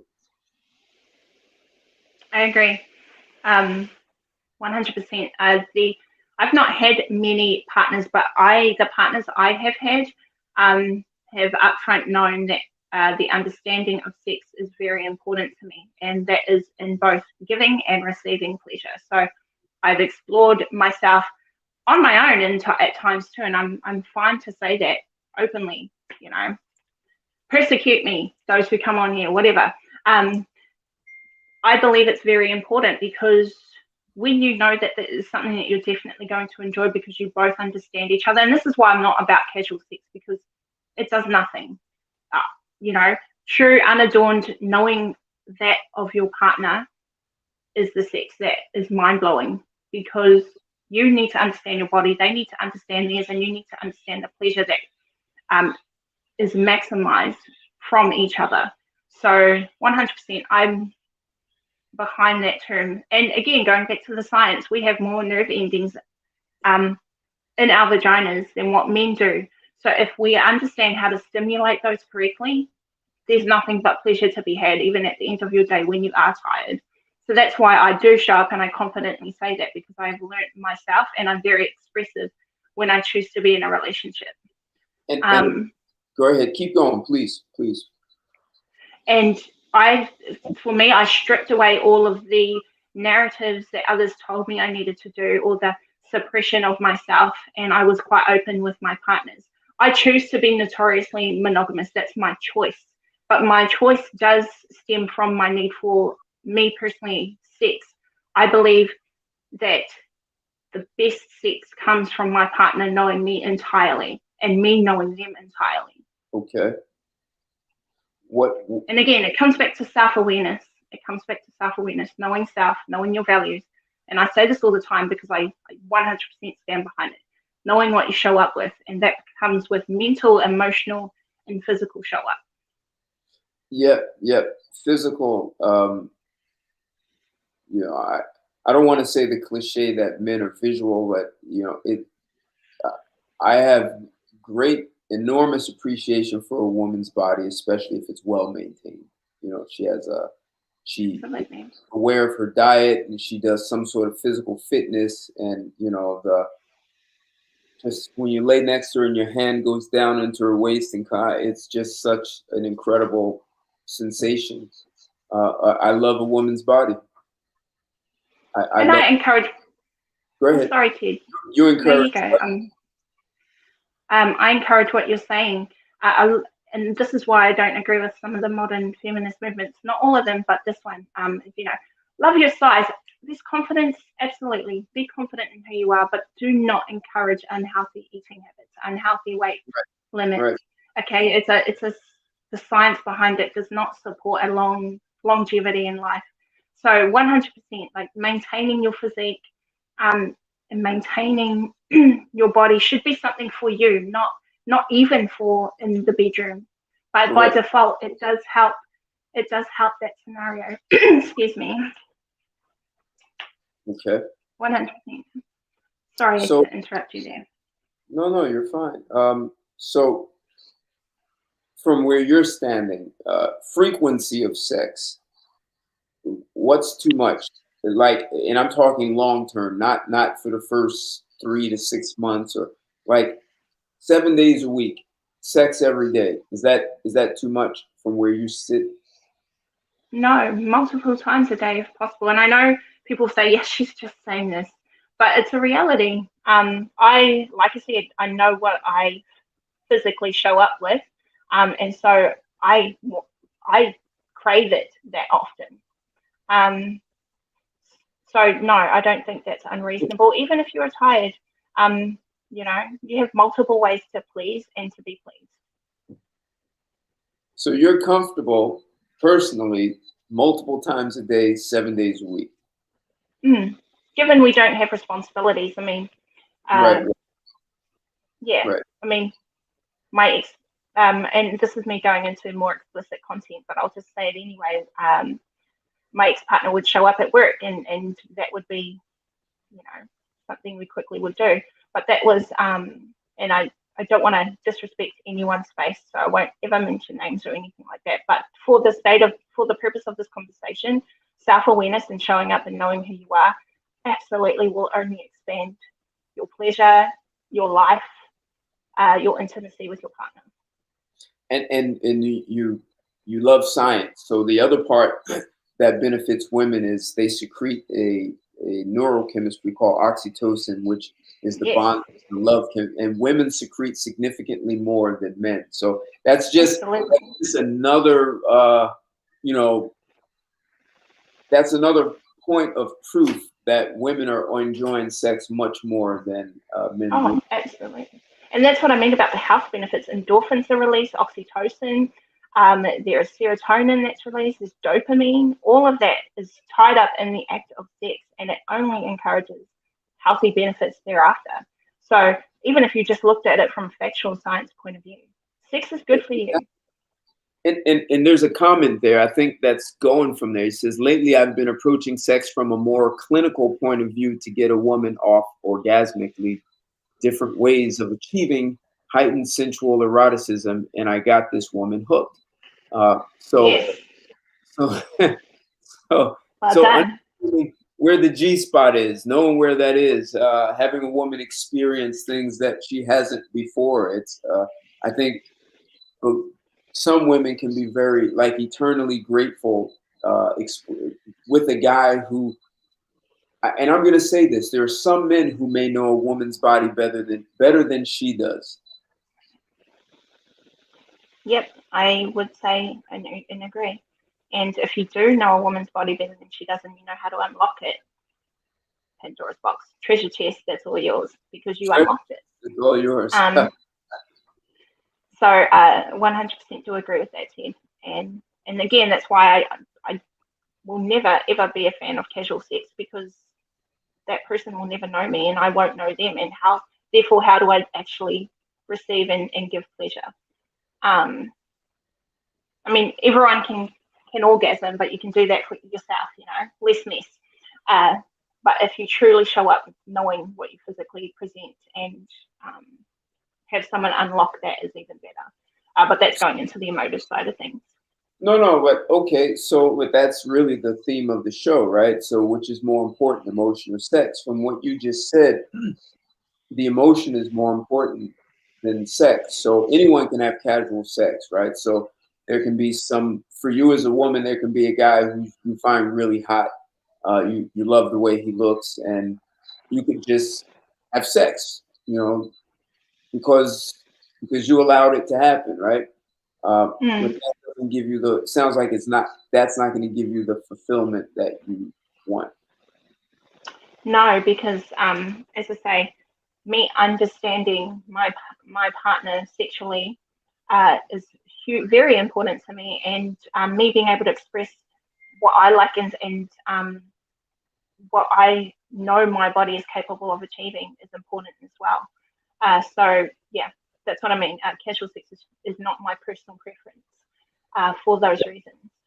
So part of we've been teasing out the whole show this idea of what the emotional fulfillment is for you, and part of what I hear you saying, part of your emotional fulfillment is to be known and acknowledged by your partner, like to really know you. Not so yes, to know your body, yes, but to know you as a person, as a woman, a human being.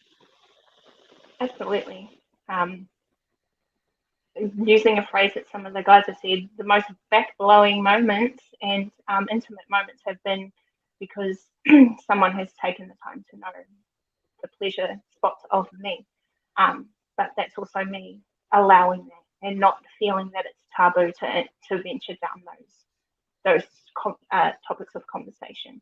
So that's interesting. So to be emotionally fulfilled, you also have to be emotionally available. So it's not like a guy is doing it to you; it's a dance. So if you're going to dance with your partner, you can't be resisting and dancing at the same time. No, and if you what I mention often, it's ebb and flow, and I refer back to my poetry page, which is why I choose poetry as a form of expression. Ebb and flow is so important. It's that dance, it's that methodical, harmonious dance that you and your partner choose to engage in each other. And there's always something new to unlock within the person that you're with because they have their own sets of dynamics, their own influences, their own fetishes, and those things you get to unpack. So how do you, and maybe you answered this, how did you, I'm going to make a general statement, and the general implication is that most women are hooked on some sort of Hollywood fantasy about love relationships, and sex. So how did you get out of that trap? So I come from a very collective traditional culture, and I was raised to know from the start who you are. I objectively look at everything. So I recognize the influences that I was being given and that I was adapting in terms of my mentality. And I thought, wait, just step back a second. Who are you? Are you letting the narratives and the ideologies of others dictate who you are and who you show up with? Because you're unhappy when you adapt these traits. And that's that whole, I won't go into it, but there's a lot of he can't have me unless he takes me into dinner and buys the dinner first. Like those types of ridiculous statements that I hear out there. So I had to really remove myself from places like social media, from even groups where conversations were highly toxic and not honoring self or honoring just your fellow human. And like I've mentioned before, just journaling everything down around what I saw, what was real, who I was, and am I complementing my nature and whoever I want to see myself married to in the future by doing these acts. And that really takes and I don't say this lightly because we are heavily influenced daily, right? So marketing only takes 3 times of you seeing something for it to be impressionable, whether you like it or not. So I can walk along the street and I can see 3 girls in a very provocative pose in next to no clothing. And by default, that is imprinted in my mind. And I had to step back and be consciously aware of the things that were leading those narratives. And yeah, so I had to step back away from all of that. And that's why I promote this to every single male and female. Journal everything. Take the thoughts that are in your head and put them down into paper and give them structure. Okay. It will help yourself and it will help your partner, because you have a written guideline of your framework and not the frameworks that others are making you believe.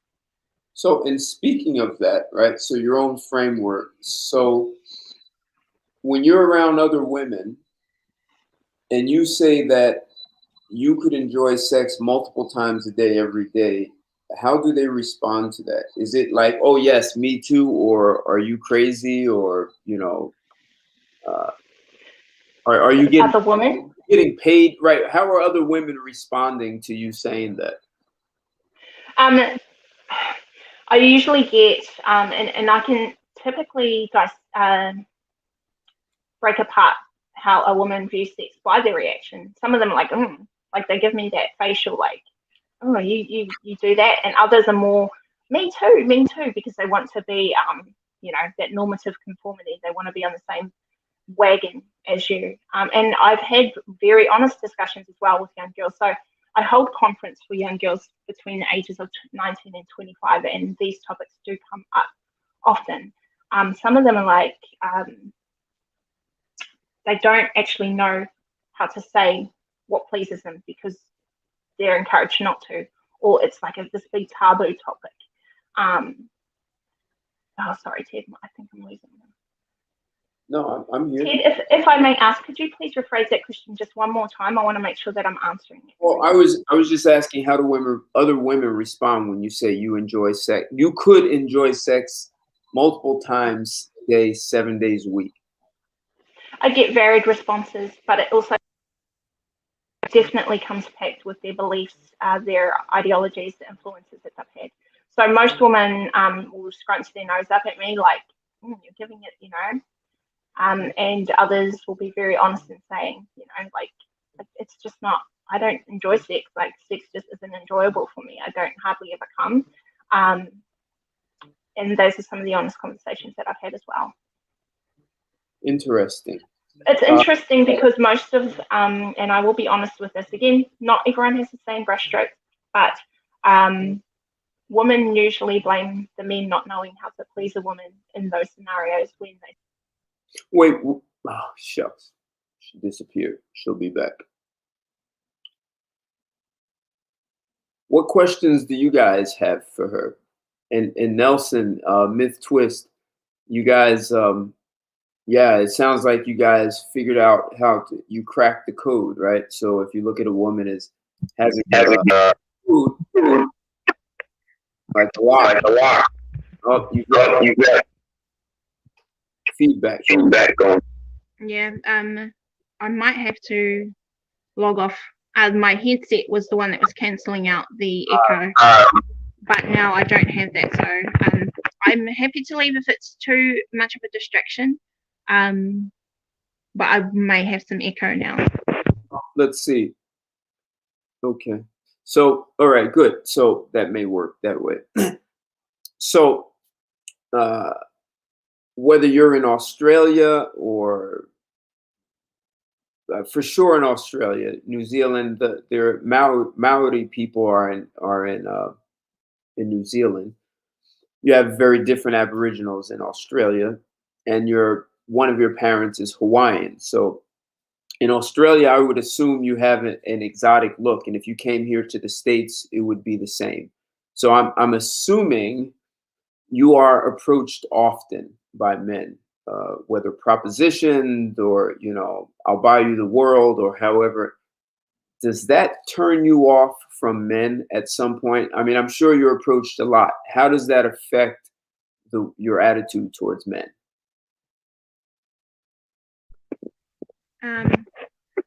Is there too much feedback? No. So I was raised a tomboy. I was raised in a village type community. I have a lot of men in my life that hunt, gather. I know how to hunt. I know how to fish. I know how to do those things. So I was brought up on different values.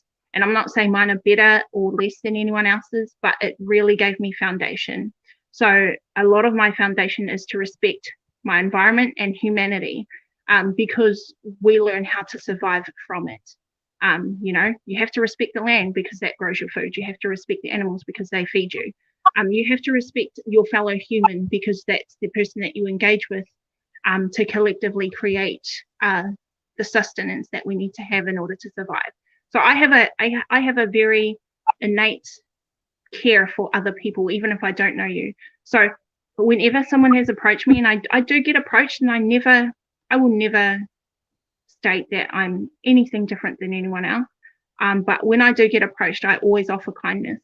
And it's never, ever going to be something that annoys me. I'm always honest if someone shows interest in me about where I am in life and what I want to have.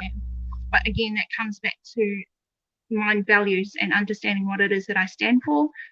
I truly think, and you shared some of this as well when you went and you, was at Burmese, you learned how to live with the people, you learned how to live with their culture and understanding the actual need for each other and how you ebb and flow.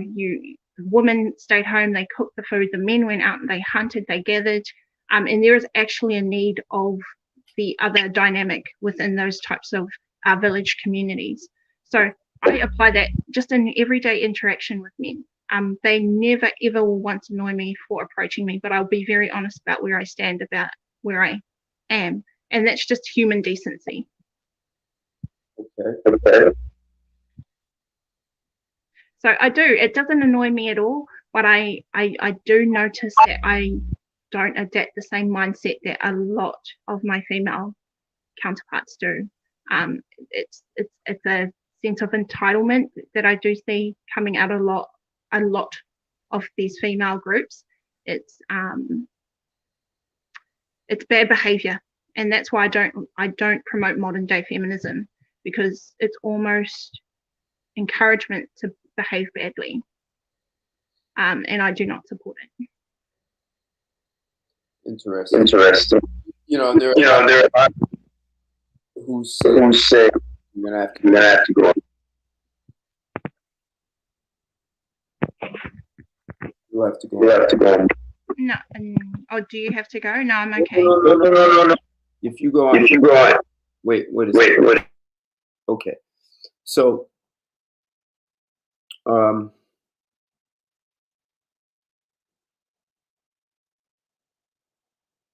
kind of forgot my question there.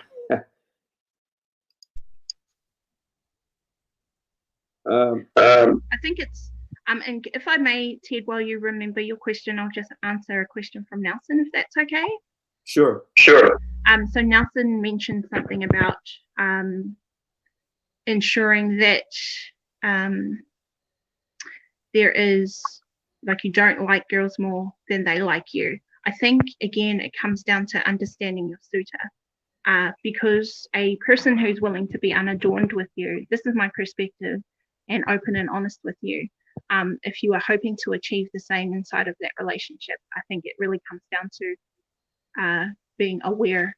If they are aware of themselves, if they are open and honest, and those traits show up in everything. So you don't even need to sometimes get that directly from the horse's mouth. You can see they show up on the internet, their social media accounts.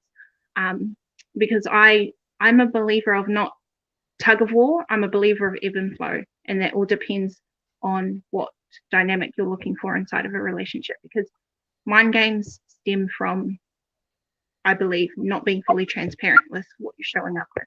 Though I do know that it is a guard for many people. So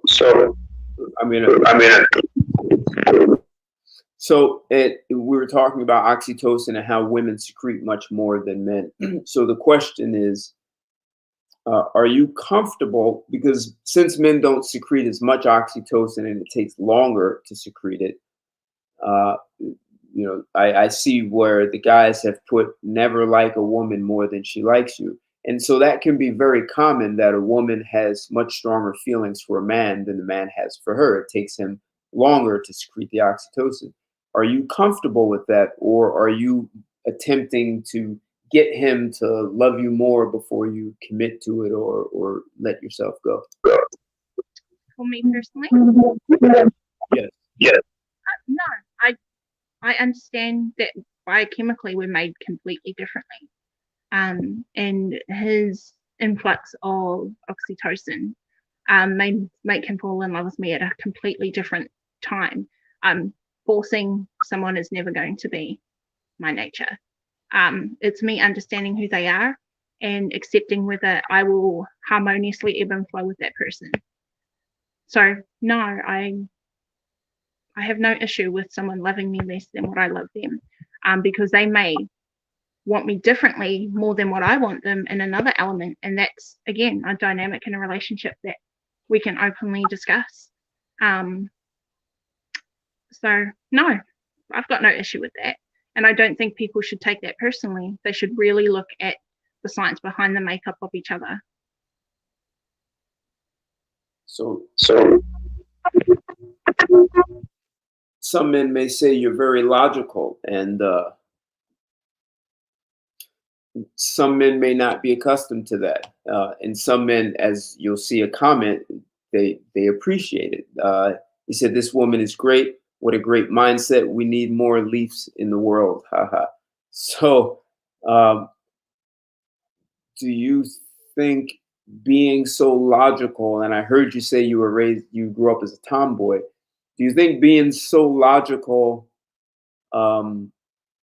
makes you a little bit devoid of the femininity that men look for from a woman? I believe, yes, because I was a tomboy, I was forced to be in scenarios where I had to be more logical. But I recognized early that I am very much an emotional person, but I learned how to compartmentalize those and recognize that because I see something one way in my emotive form, it does not mean that that is what someone else will automatically adapt. And understanding that cohesively with the person I'm with is really important. As we discussed, Ted, my ex-partner, we parted because of COVID. Basically, we didn't see each other for 18 months and we were in a long-distance relationship. But he was very good at communicating those things as well. And he was a very logical but very present as a man. He knew who he was, and he was able to work with me with the emotional side that I have. And through that period, actually, I learned how to structurally break down my emotions and be more self-aware of my emotive self. So again, going back to what I suggest for all young women is the need to transfer the emotions and the thoughts that you have in your mind onto paper, then putting it into a structure that will end up being a guideline. And just don't take things personally. I know it's hard to say that, but remove your subjective thoughts and be purely objective around what you want to achieve. Your future deserves that. Okay.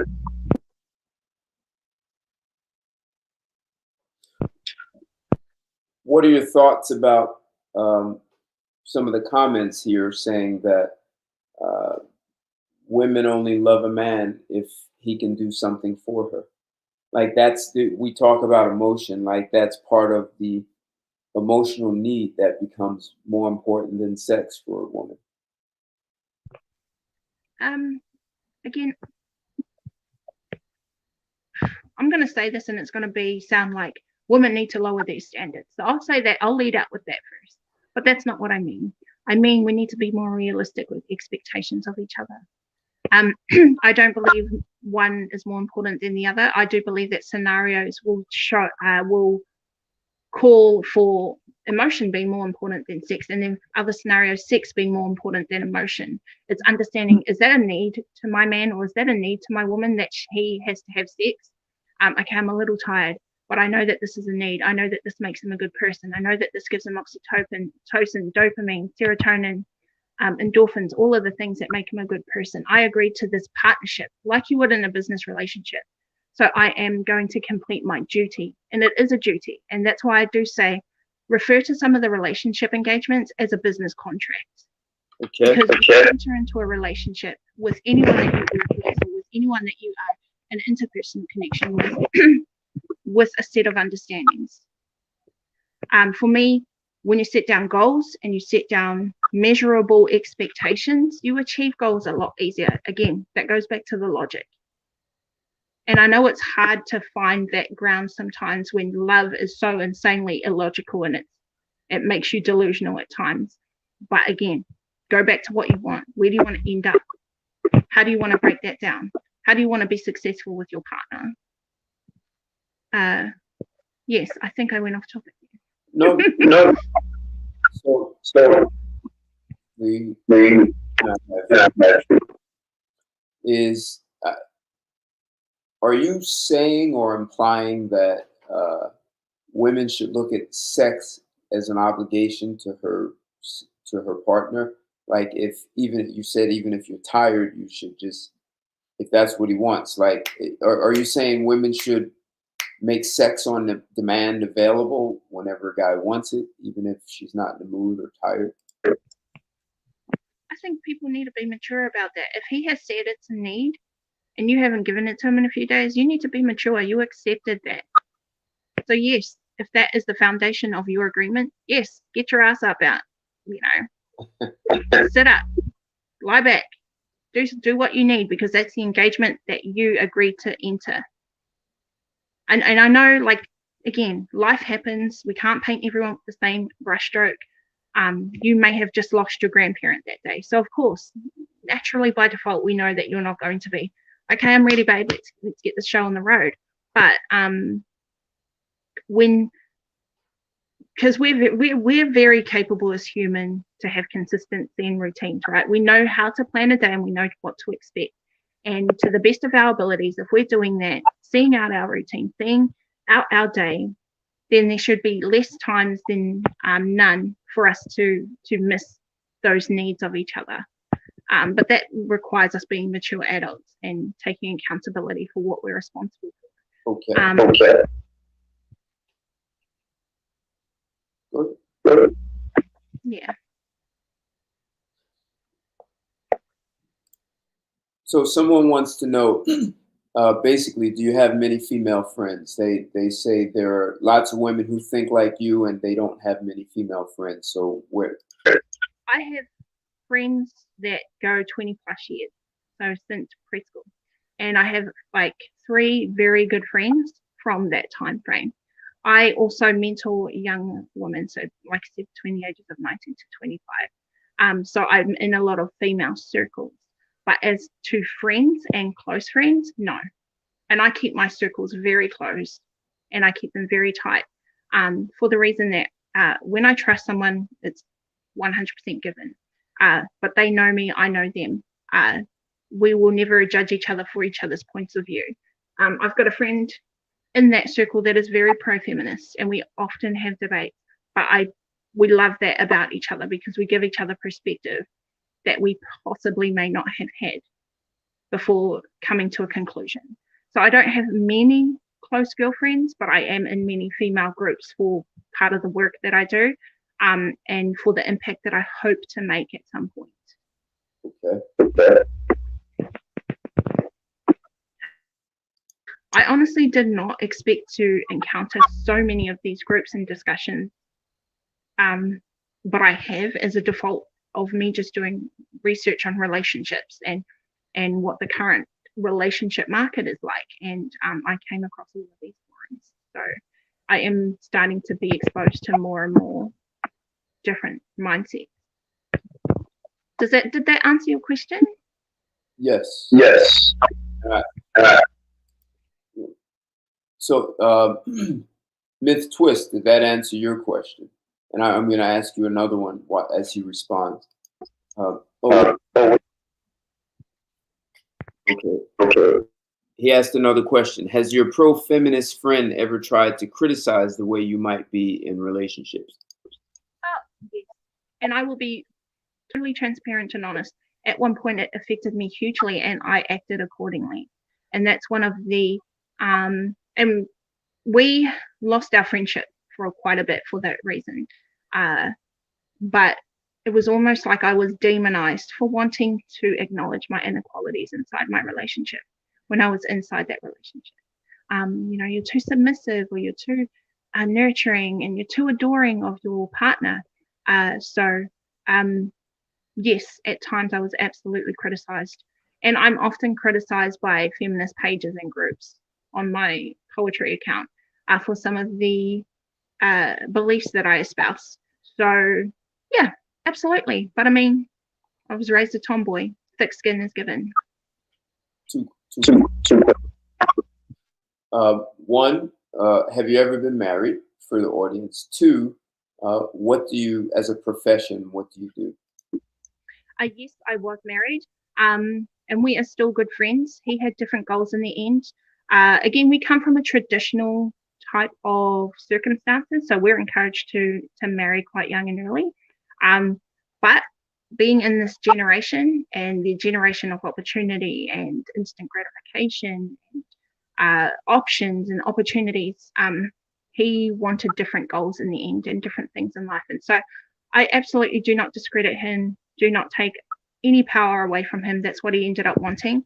But we had obviously been married, and as a result, that ended. I've got nothing but love for him now and respect. What else was the next question? Sorry, Ted. Career. So I've got a double degree in communications and business. I have been working online, so also doing coding, full stack front end, back end of websites. I own 2 businesses, and I also trade cryptocurrency and foreign exchange and have done so for 7 years. So I was inquisitive as a child. I was always curious. But in saying that, I also encountered inequalities in the working space between the female and male gender. Again, I'll unpack that later. And I never say it from a bad space. It's actually a place that we should accept. Anyway, so did that answer your question? I'm losing you, right? Okay, so I asked that for a reason, because you expressed that you're comfortable saying that you as a woman, you're not equal to a man. You accept and embrace the differences between men and women. You're comfortable accommodating, and you've been married, so you're not speaking hypothetically. So you're comfortable accommodating your partner emotionally, sexually. You want him to embrace your femininity, acknowledge it and embrace it. And yet you're still what people would consider, you're an entrepreneur, but you're a woman who's an executive, and you would be what people would consider smart because you know how to code. You were self-taught, and you are going back to school to be even more proficient in this area of coding. So, at least in the US, you're a woman who would say, I'm independent, I don't need a man. What you are speaking as though you're a very traditional woman, at least here in the States, and you're willing to play a role with a man, provided he embraces the fact that you want to play that feminine role. Absolutely. I like that feminine role. I like traditional engagements. I love the dynamics of a female-male relationship. I love allowing a man to lead. In my workspace, that isn't always the case because I have to make the executive decision. Executive decisions, but coming home, I want that space. That is something I want. My mother is also a CEO. She's also a scholar, and I had no choice basically but to do well. She is also very astute when it comes to coming home to my father. And they've been together since they were 17. And at home, my father absolutely, he's very ebb and flow like me. He will listen to my mother. He knows my mother. He just knows her now. But they do fall into those traditional dynamics at home. And that's all I've really been exposed to. And I'm comfortable with it. I know I don't need to choose it, but that is something that I want because I want longevity. I want to have a happy family at the end of my days. That is something I want, and that's a staple that I've given myself. So I'm absolutely happy with doing that. in saying that, I'll be very honest, Ted, and this is a mistake that I made and I had to learn. And some feminists will say, no, girl, you know, you did well by yourself. In that marriage, I was the main breadwinner because of what I was able to bring home. I by default, because I was so passionate as an executive, I would take those traits home, so those masculine traits that I had adapted, and at times I would have disagreements. And that, I know now that that wasn't correct, and it wasn't all the time, but because I had come from a space where I made the decisions and I led the way, I took that power away from my ex-husband. And I acknowledge that, and we've had various discussions on that topic now. And for me, I believe, and I learned from my experiences, like everybody else, that we walk away from those experiences and we say, okay, who am I, and define ourselves and define what we want to stand for and what we want to go home to.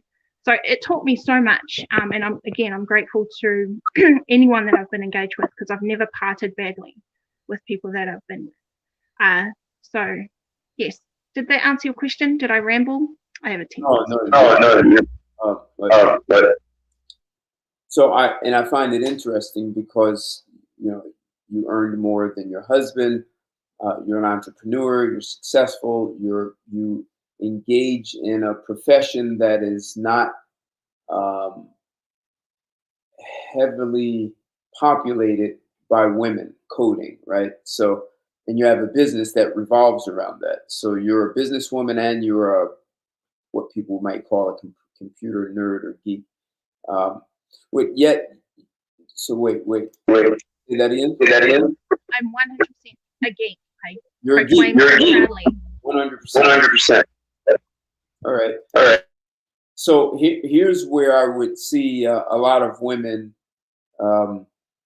having a problem with you, because if you have all these things going on in this category, and yet you turn around and say you see a sexual obligation to your partner, even if you're tired, even though you're out there making, earning your keep in the world, and with your partner, you feel like even if you're tired, there's an obligation to have sex with him. I would assume a lot of women would be like, you don't need him. You're independent. You can do it on your own. So you are probably rubbing a lot of women the wrong way with that mindset. I often rub people the wrong way with that mindset, and I have a barrage of hateful messages. I want to say this too. Some groups that fight against oppression can be some of the biggest oppressors. I just want to state that. But yes, absolutely. I am told, you can basically do whatever you want, and you can, go and get the man that you want, and you don't need to submit to their needs. You can basically state whatever you want in a relationship, and you by right should have that. That's not the mindset that I've ever come with anybody. And again, foundations. What are your values? Who are you? Who are you? So absolutely, Ted. And that's what I say. I think Nelson mentioned, and it's a very good point to mention, sometimes you have to be, you have to have foresight where, and I think women do this as well, where your partner may not have. So is she aware of the influences around her? Is she aware of the feminist narratives that are starting to direct her actions? Is she aware of those things? Because a lot of the time in the conversations I have, they aren't. And I used to question, okay, just going back to a simple example of this, posting selfies, posting explicit content or provocative content on social media. A lot of females just say, I'm empowered to do so. This is for nobody else but myself. But then why the need to journal it? Okay. So for me, sometimes I feel that women aren't even aware, and not just women, some men too, aren't even aware what it is that are driving the actions that they're doing on social media. Like the sexy lingerie shots, and then they put some irrelevant caption that has to do with life and finding harmony at the bottom of it. Like, what is your purpose for a post like that? That's why I've personally made a conscious decision to take all of my shots like that down, because I want to stand for something different. I didn't have much of that shots up anyway, because that's just not what I like to do and what I want to be. But I do notice that actions and who people are do show up implicitly in things like that. And so yeah, social media is such, I feel like it's the decay of human society. I truly do. If you aren't aware. And that's why I follow a lot of those red pill pages as well. But I feel it's also very dutiful of us to be objective with some of the messages that come out of those weaponized movements as well, both the male and the female space. Okay. So, hey, Myth Twist, thanks a lot. You're across the pond. Appreciate this contribution, this super chat. Much appreciated. Haven't heard from you from a while, so good to have you back in the house, man. So the big exclusive said, please ask if she respects men, if she respects men less if they earn less money than she does. Men are wired to be providers in their brains, to provide and protect their family. Would she date a man who earned less? Again, I come from a hunter-gatherer people.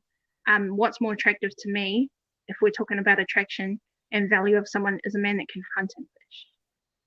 And that's not a monetary Western value. Like for me, that's like, damn. Like for me, if a man can display an apex type nature and it has nothing to do with earning, then that is attractive to me. So I don't actually care. I've dated a man who owned a gold mine. I dated a man who drove a rubbish truck.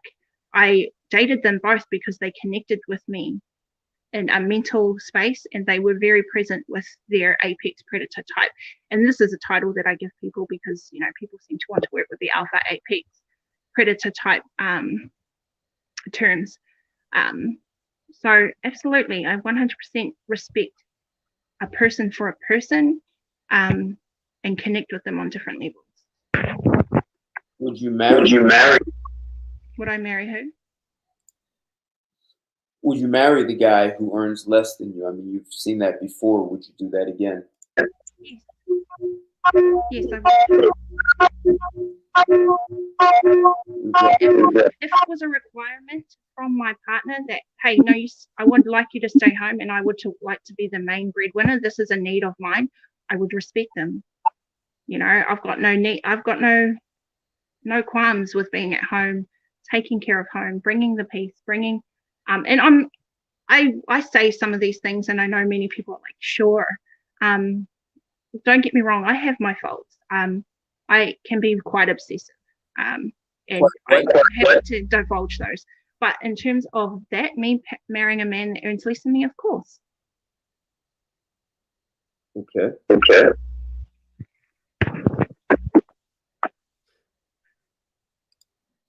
So we talked about meeting a woman's emotional needs, right? So women need emotion to be emotionally fulfilled, to want to have sex with a man, and we talked about how men want to be sexually fulfilled to be emotionally fulfilled. Do you think that? And we're taught. You said you are comfortable being, serving your obligation, sexual obligation to your guy. Do you think men can be empowered by sex? So, in going to the example of if you earn more than a guy, do you think sex could be one way for you to help bring something out of him, to empower him, to make him a greater man? Yes, I think so. If I've seen that actually happen, and going back to the science of things, it actually produces more testosterone. So example being is if you and your partner, so coming from a female perspective, we're at, say, a gym, sit on him, testosterone helps him lift heavier. It's like scientific research done. So it will, depending on his goals, encourage him into a better form of himself. And emotional support can be that for a woman as well. If you want to, and again, I go back to, we are not equal. and I will never claim to be equal. But it's understanding those inequalities and how you best want to work with each other, ebb and flow, to achieve what it is that you, between you and your partner, have decided to agree to. And that needs to be removed from any narratives that others spin you. It's whatever you and your partner have decided to be.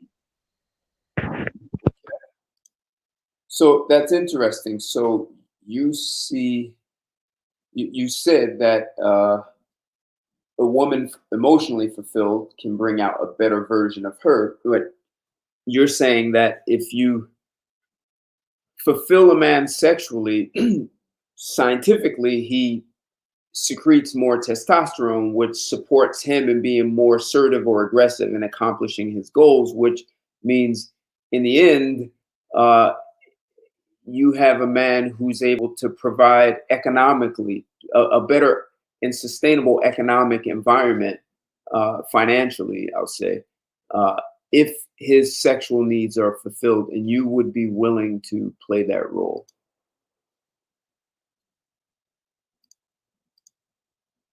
You're on. I was just apologizing. My internet cut out on that very last bit that you said. So if you could please say that one more time. Okay. Sorry. Okay. What's going on, Chris? Good to see you in the house. So you were saying scientifically that if you as a woman, you think that sex is, if you fulfill your man's sexual desires and not feel like it needs to be a transaction, like a tit for tat, you'd be willing to be obligated to fulfilling his sexual needs, even if you're tired, because in the long run, he'll secrete more testosterone, which makes him feel more powerful as a man and makes it easier for him to go after his goals and be successful in his career or anything else. So you are willing to play that role in a man's life. Yes, I think that's a good thing. I don't see why it's ever been tarnished with this submissive racial thing. You are less than an independent, strong person for being that way to your partner. If that makes my partner a better man at the end of the day, and he has stated to me that that is his need, 100%, because I've entered into that agreement with that understanding.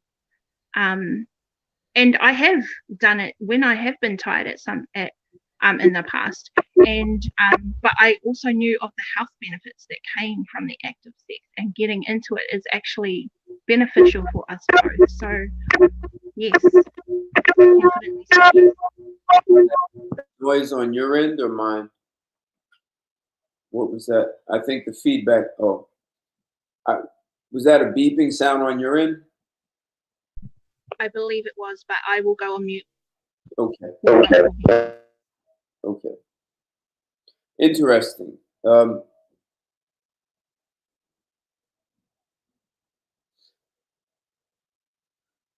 So myth twist. I have read about a man's productivity going down because of a woman, but I've also read about men who were, you call, extraordinarily successful. A lot of those guys often had huge sex drives, and they had women who accommodated them. And in some cases, they had a wife and a woman on the side, but generally, a lot of those guys had huge sex drives. There's been informal research that there's a correlation between men with huge sex drives and their financial accomplishments. Is there? Well, I would probably agree with that because it works on brain function. The man taking high risk, achieving success, dopamine being secreted, cortisol even being secreted, and needing that additional expression and vent. So even biochemically, I can see how that makes sense. So yeah, that seems like a logical thing. So there could be a guy with a woman who withholds sex, and she could actually be kind of like sucking the life out of him by withholding it. I never like sex being swindled. like I said, swindled to be a means to an end. It needs to be an engagement that is a means to no end. And that being the byproduct of the agreement that you have entered into your relationship with. So that's why I said to you before, if I was with a person who had a really high sex drive and they fronted with me with their honesty, see, for me, again, that's attraction to me, because they were honest to say, I need sex. And there is a large possibility that I'm going to engage with sex with you, and I wouldn't want that also from somebody else who just meets sexual needs. For me, I'm open to that for the very reason that they fronted me with that, and it's that apex predator type of request. They were honest with me from the very beginning. So yeah, I don't know if that's answered your question, Ted, but I do see the logic behind why successful men would have a high sex drive. But I've also known men that aren't like successful by Western terms, who also have a high sex drive. So that's why I go back to our biochemical makeup, our biology. Are we healthy? Are we fit? Healthy? Are we fit? Are we mentally, physically, emotionally sound?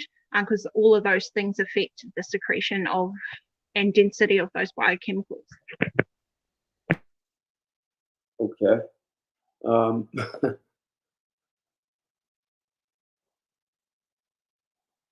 Ask if everything else is equal. Hey, Nelson, I'm not sure. I missed your question a few minutes ago, but ask her if everything else is equal other than money. Are you talking about in terms of sex? I mean, I'm not clear on your question. And I know you were asking it before when we were on a specific topic. So you have to bring me back. I don't think whether it's female, male relationships, I don't think anyone's equal. No one's ever going to be equal. There's always going to be something you're better at. There's always going to be something they're better at.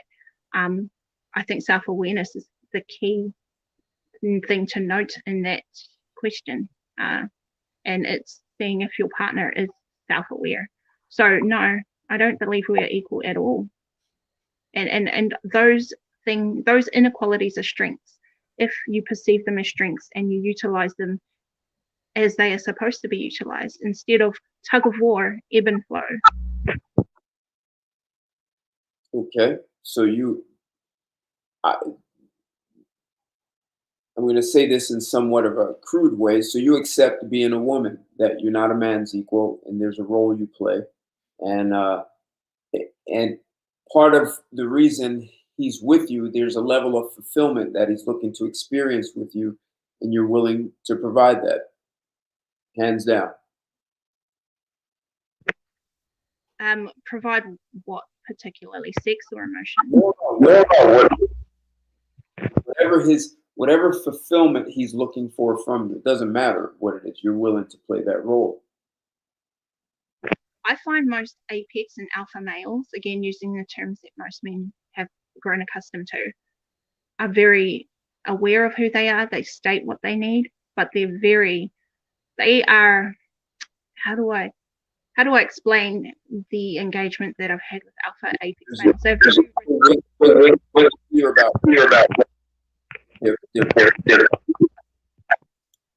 They're clear about what they want. There's very little wiggle room. They don't play games in that, and there's an expectation that you can fulfill what they've let you know up front. They're not going to play games with you.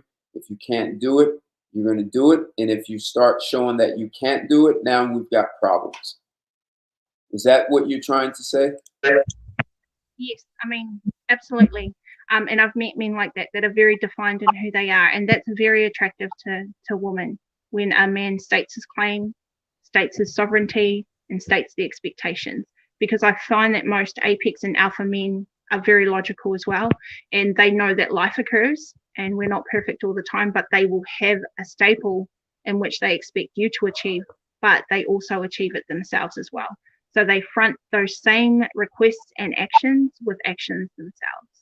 So that's why I do understand successful men and their high sex drive and their demands for the same reciprocal success. Now, that doesn't need to be money, that doesn't need to be success in career, that could be reciprocal in your success at home, your success, if this is an expectation of theirs, maintaining your feminine physique, like that may be something that he states is something I want you to work on, and he will front his portion of that partnership with the expectation that she has and will be doing the same. But it's up to a self-aware woman to be accountable for that agreement. I 100% believe that. Life does happen, like I say. We may fall off a bridge, or our loved one may die, and that may switch up some of the dynamics. But maturity from people inside those dynamics, I find you're able to ebb and flow again. You're able to have that understanding of when this is going to go outside of our routine. But a strong person and habits usually always bring you back to that foundation, that radar of who you are.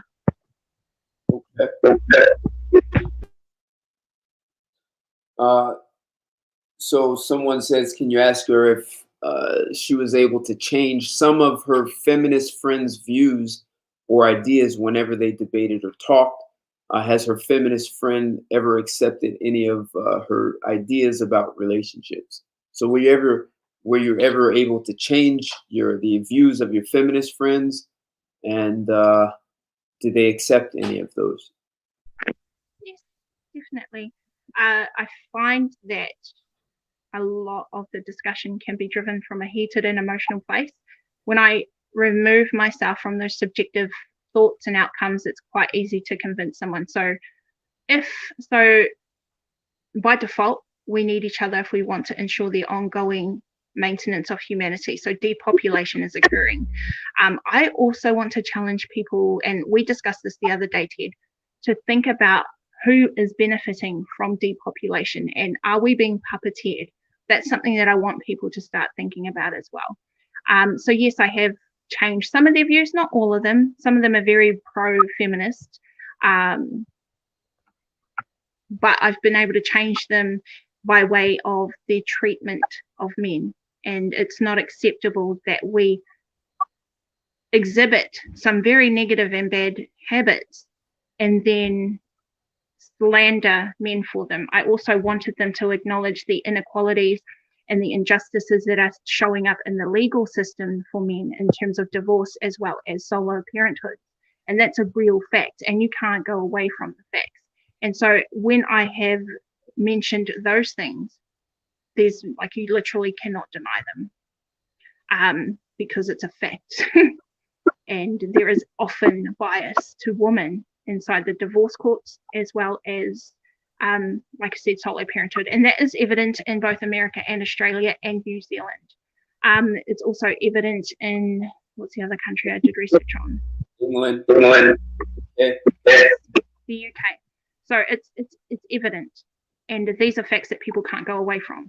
And we can't fight oppression. And I'm not saying we, this is me talking to my feminist friend, by being oppressors.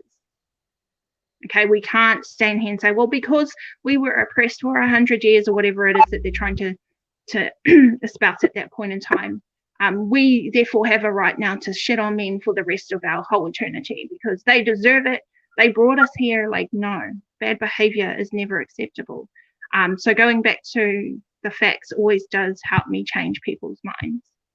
Okay. And when they're able to remove themselves from subjective thought and be objective, then it's a lot easier. Okay. So if we just come complete circle back to the title of the show, which do you think is more important, sex or emotion?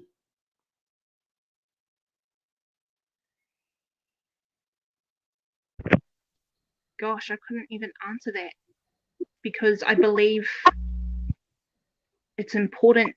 I believe in the nucleus. I believe in us in individuation. I believe that is purely up to the dynamic inside of a relationship.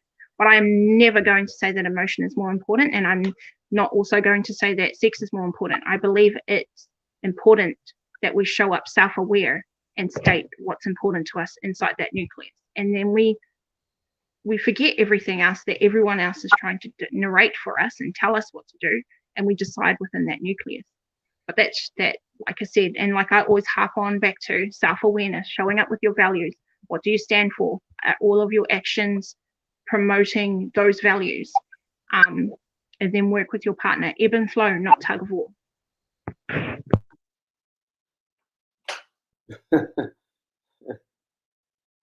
And I'm sorry that didn't answer questions. You're Because I'm also very conscious that we age and sex will no longer be the most important. Because if we're both 90-year-olds sitting on our porch, unable to get, our libido is no longer present, and not allowed, able to get erect, and you're not allowed to, able to produce the liquids that are required to engage in that act, at that point, emotion will be more important. So I believe it is ebb and flow. You will change, and it's really up to you to decide who you want to be and what you want to see at the end of the day. So ebb and flow, ebb and flow. you still have some 90-year-old guys who have some life left in them. Yeah, don't count them out. Well, KY jelly is still very, very much a product that is being sold. So you're absolutely right. Same brushstroke. It's not applicable to everybody. So, you have a huge compliment here. Wow, an intelligent woman. This is a breath of fresh air. Ask her how good she is at making sandwiches. I don't know if you were here before when I already said this. At the beginning of this video, I said to Ted, I actually take huge pride in making my man a sandwich, because that's me nurturing and caring for him. And if we've just engaged in an explicit act, then I will absolutely make a sandwich, get electrolytes, hydrate my person. For me, I love doing those things. That's a dutiful thing that I like to do. And I know that there's a lot of feminists and there's a lot of memes and jokes around that saying, like, go make me a sandwich. And in some ways it's actually been demonized for a lot of females, but the act of caring for somebody, if that is your inherent nature, should never be something that you shy away from. It should be encouraged, and that's my nature. So yeah, I actually learned how to make an American I can't even remember the name of it, because I'm not American, but my ex-partner was American. I can't remember the name. Steak Philly cheese. Is that a sandwich? That's a sandwich, isn't it? I know how to make it. I don't know the name of it. The cheese steak? Yeah. Cheese steak. Yes. Yes.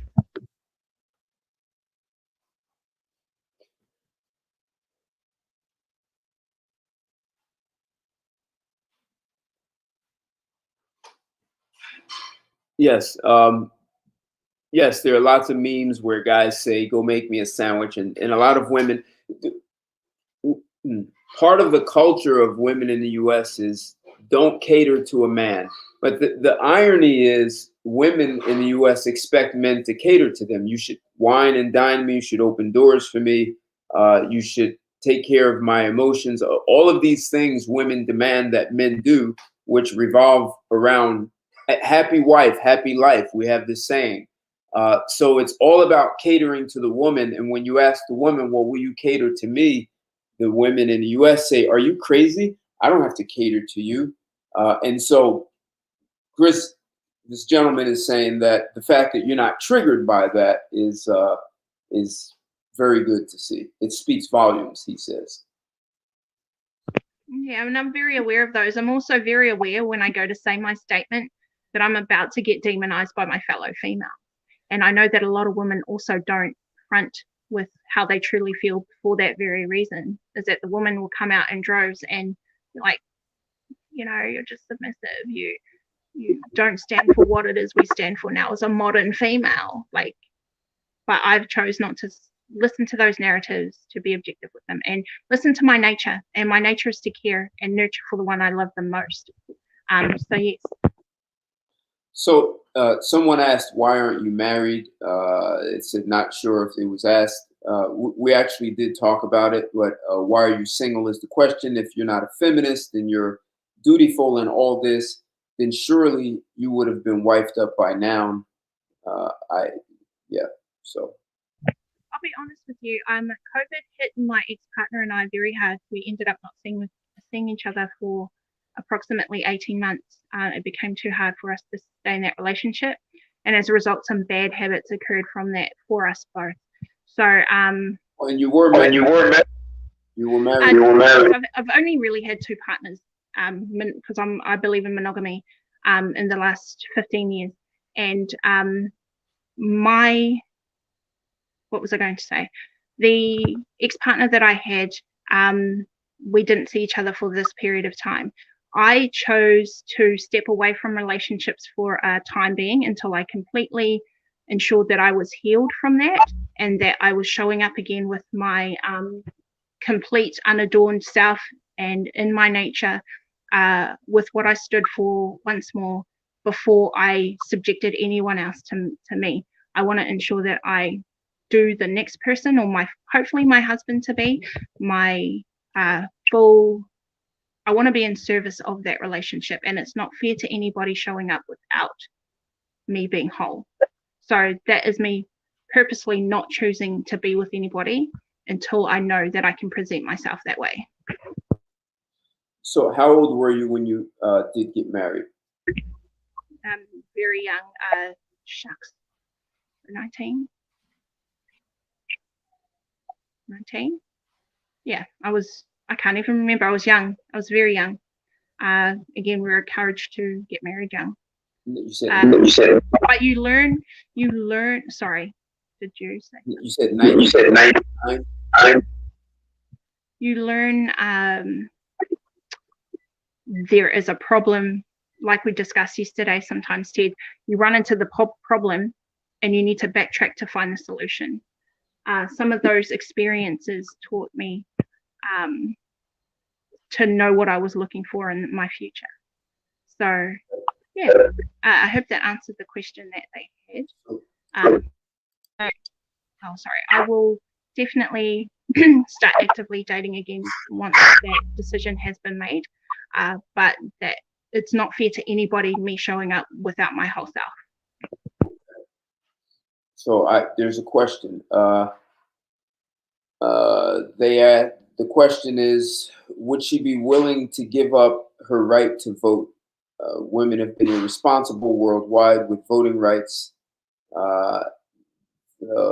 they never earned. So would you be willing to give up, as a woman, collectively women, the right to vote and be in a loving, healthy relationship? Give up my right to vote to be in a loving, healthy relationship? Well, no. Would you? So at one time in the U.S., women were not allowed to vote until 1918, 1920. So the question is, would you be willing to give up the right to vote? I would go back to being objective with that question. What are we giving the right up for? Like, why is there a right? Why is that even a question to start with? Not that I disagree or agree with it. I like to see the facts and the evidence produced around why there was that question to start with. And then I would go through that information. Like if, for example, hypothetically, women have caused 3,000 world wars. I mean, clearly that's evidence that we shouldn't be voting. So that's what I mean. Like if you came to me with the information, I would dissect it and then be able to answer that. So I would, yeah. So I asked the question back, for what reasons has that question come to be? And New Zealand was the first country, and that's a country I was born in and was raised in, where we allowed women to vote. We also currently have a female prime minister there, Jacinda Ardern. So I do come from a country that's also quite progressive in that way. So yeah, I would ask to see the reasons around why that question was given. some men may say, at least here in the U.S., women tend to vote for a lot of government handouts, which means that women could say, hey, I don't need a man, I'm independent. But when they say independent, they mean they're getting a check from the government. So that means men as taxpayers are paying more in taxes to pay for women who raise their children. And, you know, there are all kinds of statistics that show the single parent household is not in the child's best interest. So therefore it's not in society's best interest. So as long as women continue to vote for handouts from the government, we'll keep creating a cycle of unhealthy children and women who will claim they don't need a man because the government will write them a check. So without, let me finish this, without the right to vote, women would have to become more cooperative and learn to raise families with a man and play a more traditional role. Wow.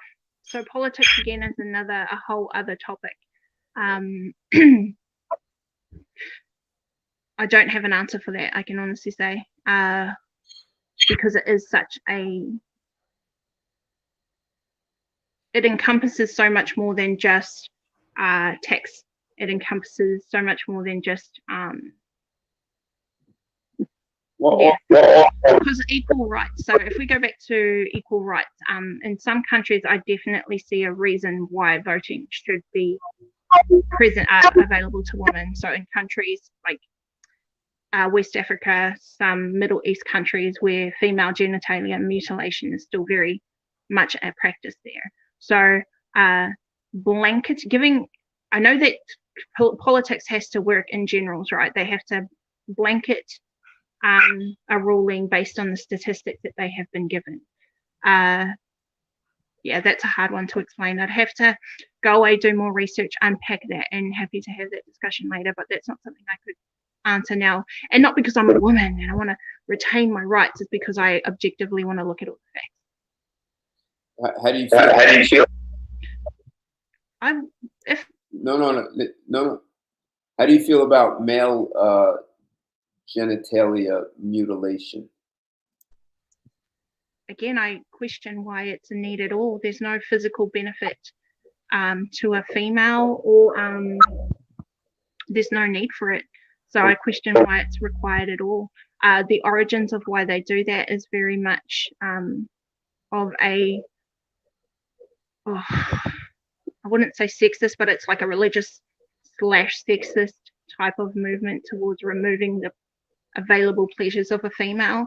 But again, that's a whole other topic.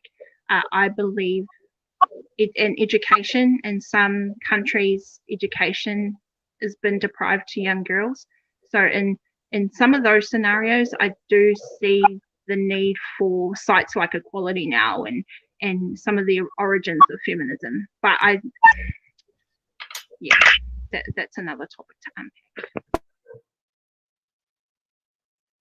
Ted, I will have to say I have to love you and leave you very shortly. I have another class I've got to get to in 15 minutes.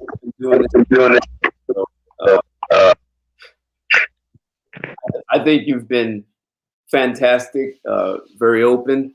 The guys probably will have a lot more questions, and we're not going to do this all night. So maybe we'll have to have you come back again.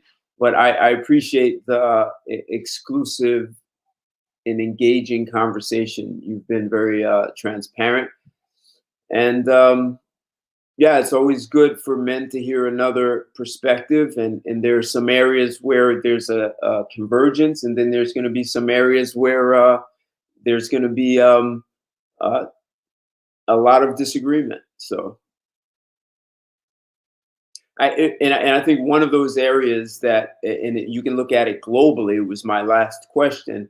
So, you know, everyone's outraged about female genital mutilation, except circumcision really is male genital mutilation. And we look at it as, oh, it's just normal, and no one's outraged about that, and no one sees that men are being abused. We don't look at it that, we just say, well, that's normal. we can abuse men. They're disposable, send them out to war, give them the dangerous jobs. And if they don't come home, we'll just collect insurance. So, and I think that's part of the, women will use children and divorce to manipulate men and destroy them financially. And no one looks at that abuse as being a problem, and often women vote for things that allow them to perpetuate abuse towards men. But women don't vote to be on the front line of the battlefield. But they'll send their sons and husbands out there. So this is where I think a lot of men are starting to get concerned about this. And too right, like I'm an advocate for men's voices in those spaces, 100%. And you raised a really good point around circumcision, and that being, an action taken or decided upon by the parents of the children. For some, it's religious. I also know that as well. But and you said something else that I wanted to address. The courts. Yeah. So the divorce courts and things like that, and women showing up and men being treated like they're disposable and they're exhaustible is absolutely a narrative that we need to, I say, quite aggressively, and I don't mean violently, but aggressively can be by affirmed action and not being complicit to bad things and bad behavior when they see it. Because I 100% see and agree that there is absolute bias towards females in those spaces. And I truly believe, and I'm not trying to be out here waving my flag as the representative of females, but I do believe more females need to voice those inequalities and say that they are starting to see these things. And it's been happening for a while, so it's not starting to, but the awakening of people are definitely moving now. But there needs to be more people that stand up and say, this is actually bad behavior. This is wrong, and this is not just. And because we have not given men the adequate attention that they deserve, because we are giving the females exactly that attention, there needs to be more acknowledgement towards changing those policies or those rulings or systems that are not serving men at all. So I agree, and I can totally see why men are choosing not to marry now and not to commit. I mean, they risk to lose a lot more. That's the reality. Right. They risk to lose a lot more by way of finances, by way of children. So how is that a pleasing place to be? That's why I'm a firm believer in prenups. I don't care what anyone says. You have a prenup. And if you are a person showing up to that relationship for the right reasons, and that it shouldn't matter what your prenups say, but it is you showing that you honor your partner enough to give them the security inside that relationship. Okay. What about mandatory DNA tests after childbirth to ensure there's no question that the child belongs to the father? I would hope that people engage in trust experiences prior to having a child with somebody, but hey, do it. I think it should be mandatory for receiving child support, 100%. All right, cool. So I'm not going to hold you anymore. You've been fantastic. It's been great having you here. When are you going to be in New York City?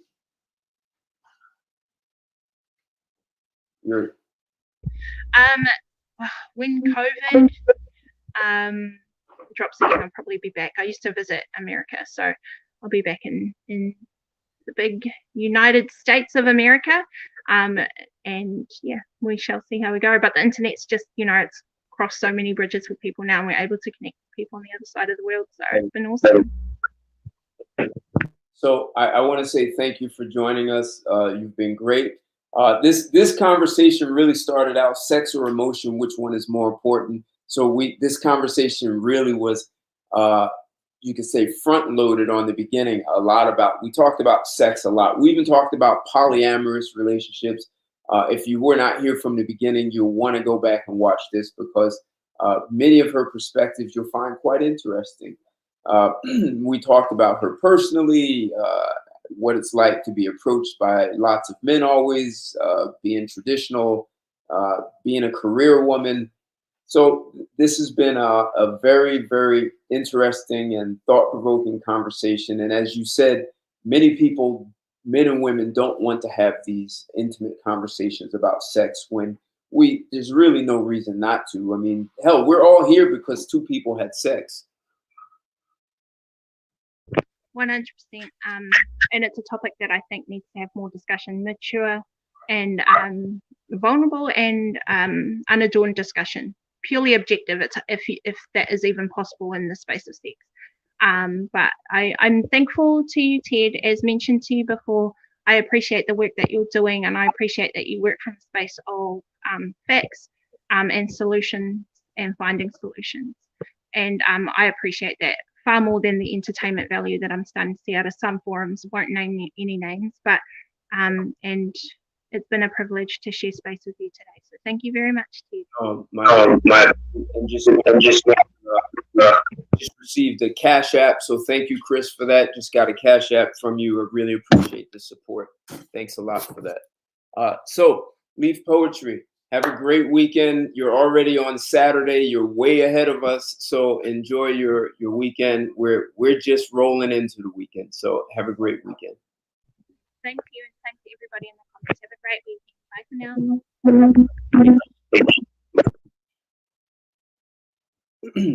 So, guys, that was interesting to have a woman who is not standing with feminism, but we live in a world where feminism the seeds have been dropped everywhere. Probably, I don't know if there are any countries that have escaped it. So it's kind of difficult for a woman to not be influenced by that. Just some more than others, and you can see where, as she was pointing out, the attack, and I forget who asked the question, which was a good one. Did she influence any of her friends? So you guys had some great questions. I'm glad I invited her in. She's in Australia, so she's 15 hours ahead of us. And it was great to get another perspective. She is born in New Zealand, Maori, and Hawaiian is what her family is. So she comes from a lot of traditional backgrounds. And unfortunately, that's probably where the big gap is here in the U.S. is that in some communities in the U.S. without that, parents and grandparents who have, valued and preserved is the word I'm looking for. Preserve those traditional values. Like she was talking about how her mother worked and still came home and played the traditional role as a woman at home, and her father clearly led the house and made the big decisions or final decisions. So yeah, perhaps we just need more women who will stand up, and more women who need to hear more from a guy's perspective. So like I said, the conversation was sex or emotion, which was more important. And then that spilled over into, do women need sex more than most men actually know? So, yeah. Yeah, Christianity was a death blow for sure.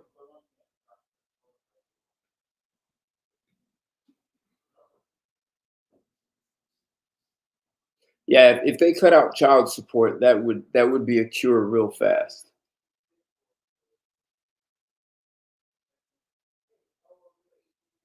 So, guys, appreciate your support. This was great. This was Friday YouTube and Chill. I always like to take a very intimate approach, like to talk about sex, and definitely we dived into sex on this one. I appreciate the supports. Myth Twist, I know you're across the pond. So it's good that we've got this international conversation and guys are sharing all kinds of philosophies and perspectives in different age groups. I think this is healthy for men to do this. This has been missing in our society and all these places where feminism has been allowed to grow. And going forward, this kind of discussion where men get to speak the way they want and ask questions the way they want. I love the fact that you guys really asked her what you wanted to know.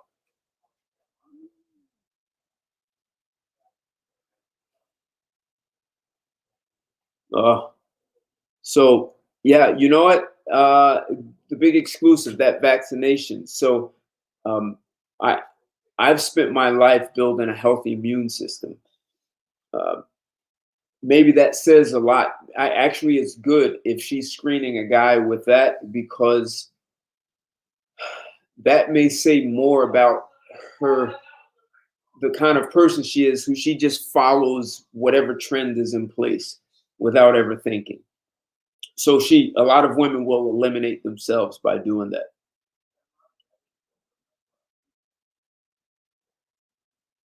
Exactly. Stop paying women to have babies, because they just have multiple babies. And if you guys didn't know, back in, I think it was around 1957, there was a judge in Alabama who wanted to pass a law saying that any woman on welfare who had more than 2 children would be punished. It would be a criminal offense, because that judge was noticing a pattern that women were just prolonging their ability to collect welfare checks by just having multiple babies, because when the children age out, they no longer get a check. So he wanted to make it a criminal offense. Right, myth twist. Yeah, let her filter herself out. Yeah, she's done.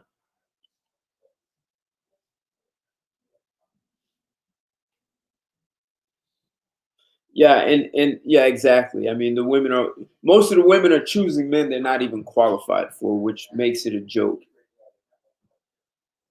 for sure. And if you guys didn't see, I'm gonna drop this link. Let's see. And I'll put it in the description. But I shared this website from Pornhub that showed how many women are going to Pornhub than we think.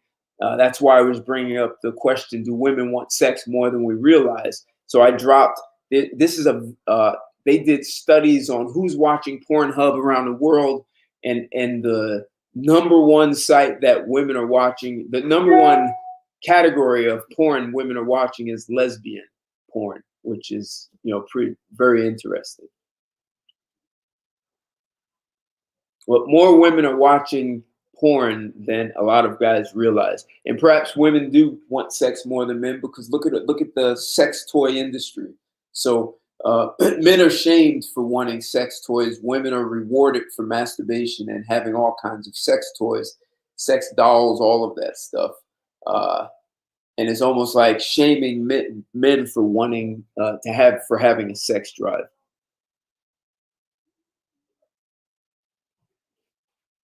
Yeah, common man. That was definitely back in the '60s. They pushed that, get the man out the house. All right, all right. So guys, I'm gonna close out. I appreciate your support. Have a great evening. I'll see you guys on Sunday. Take care and good night.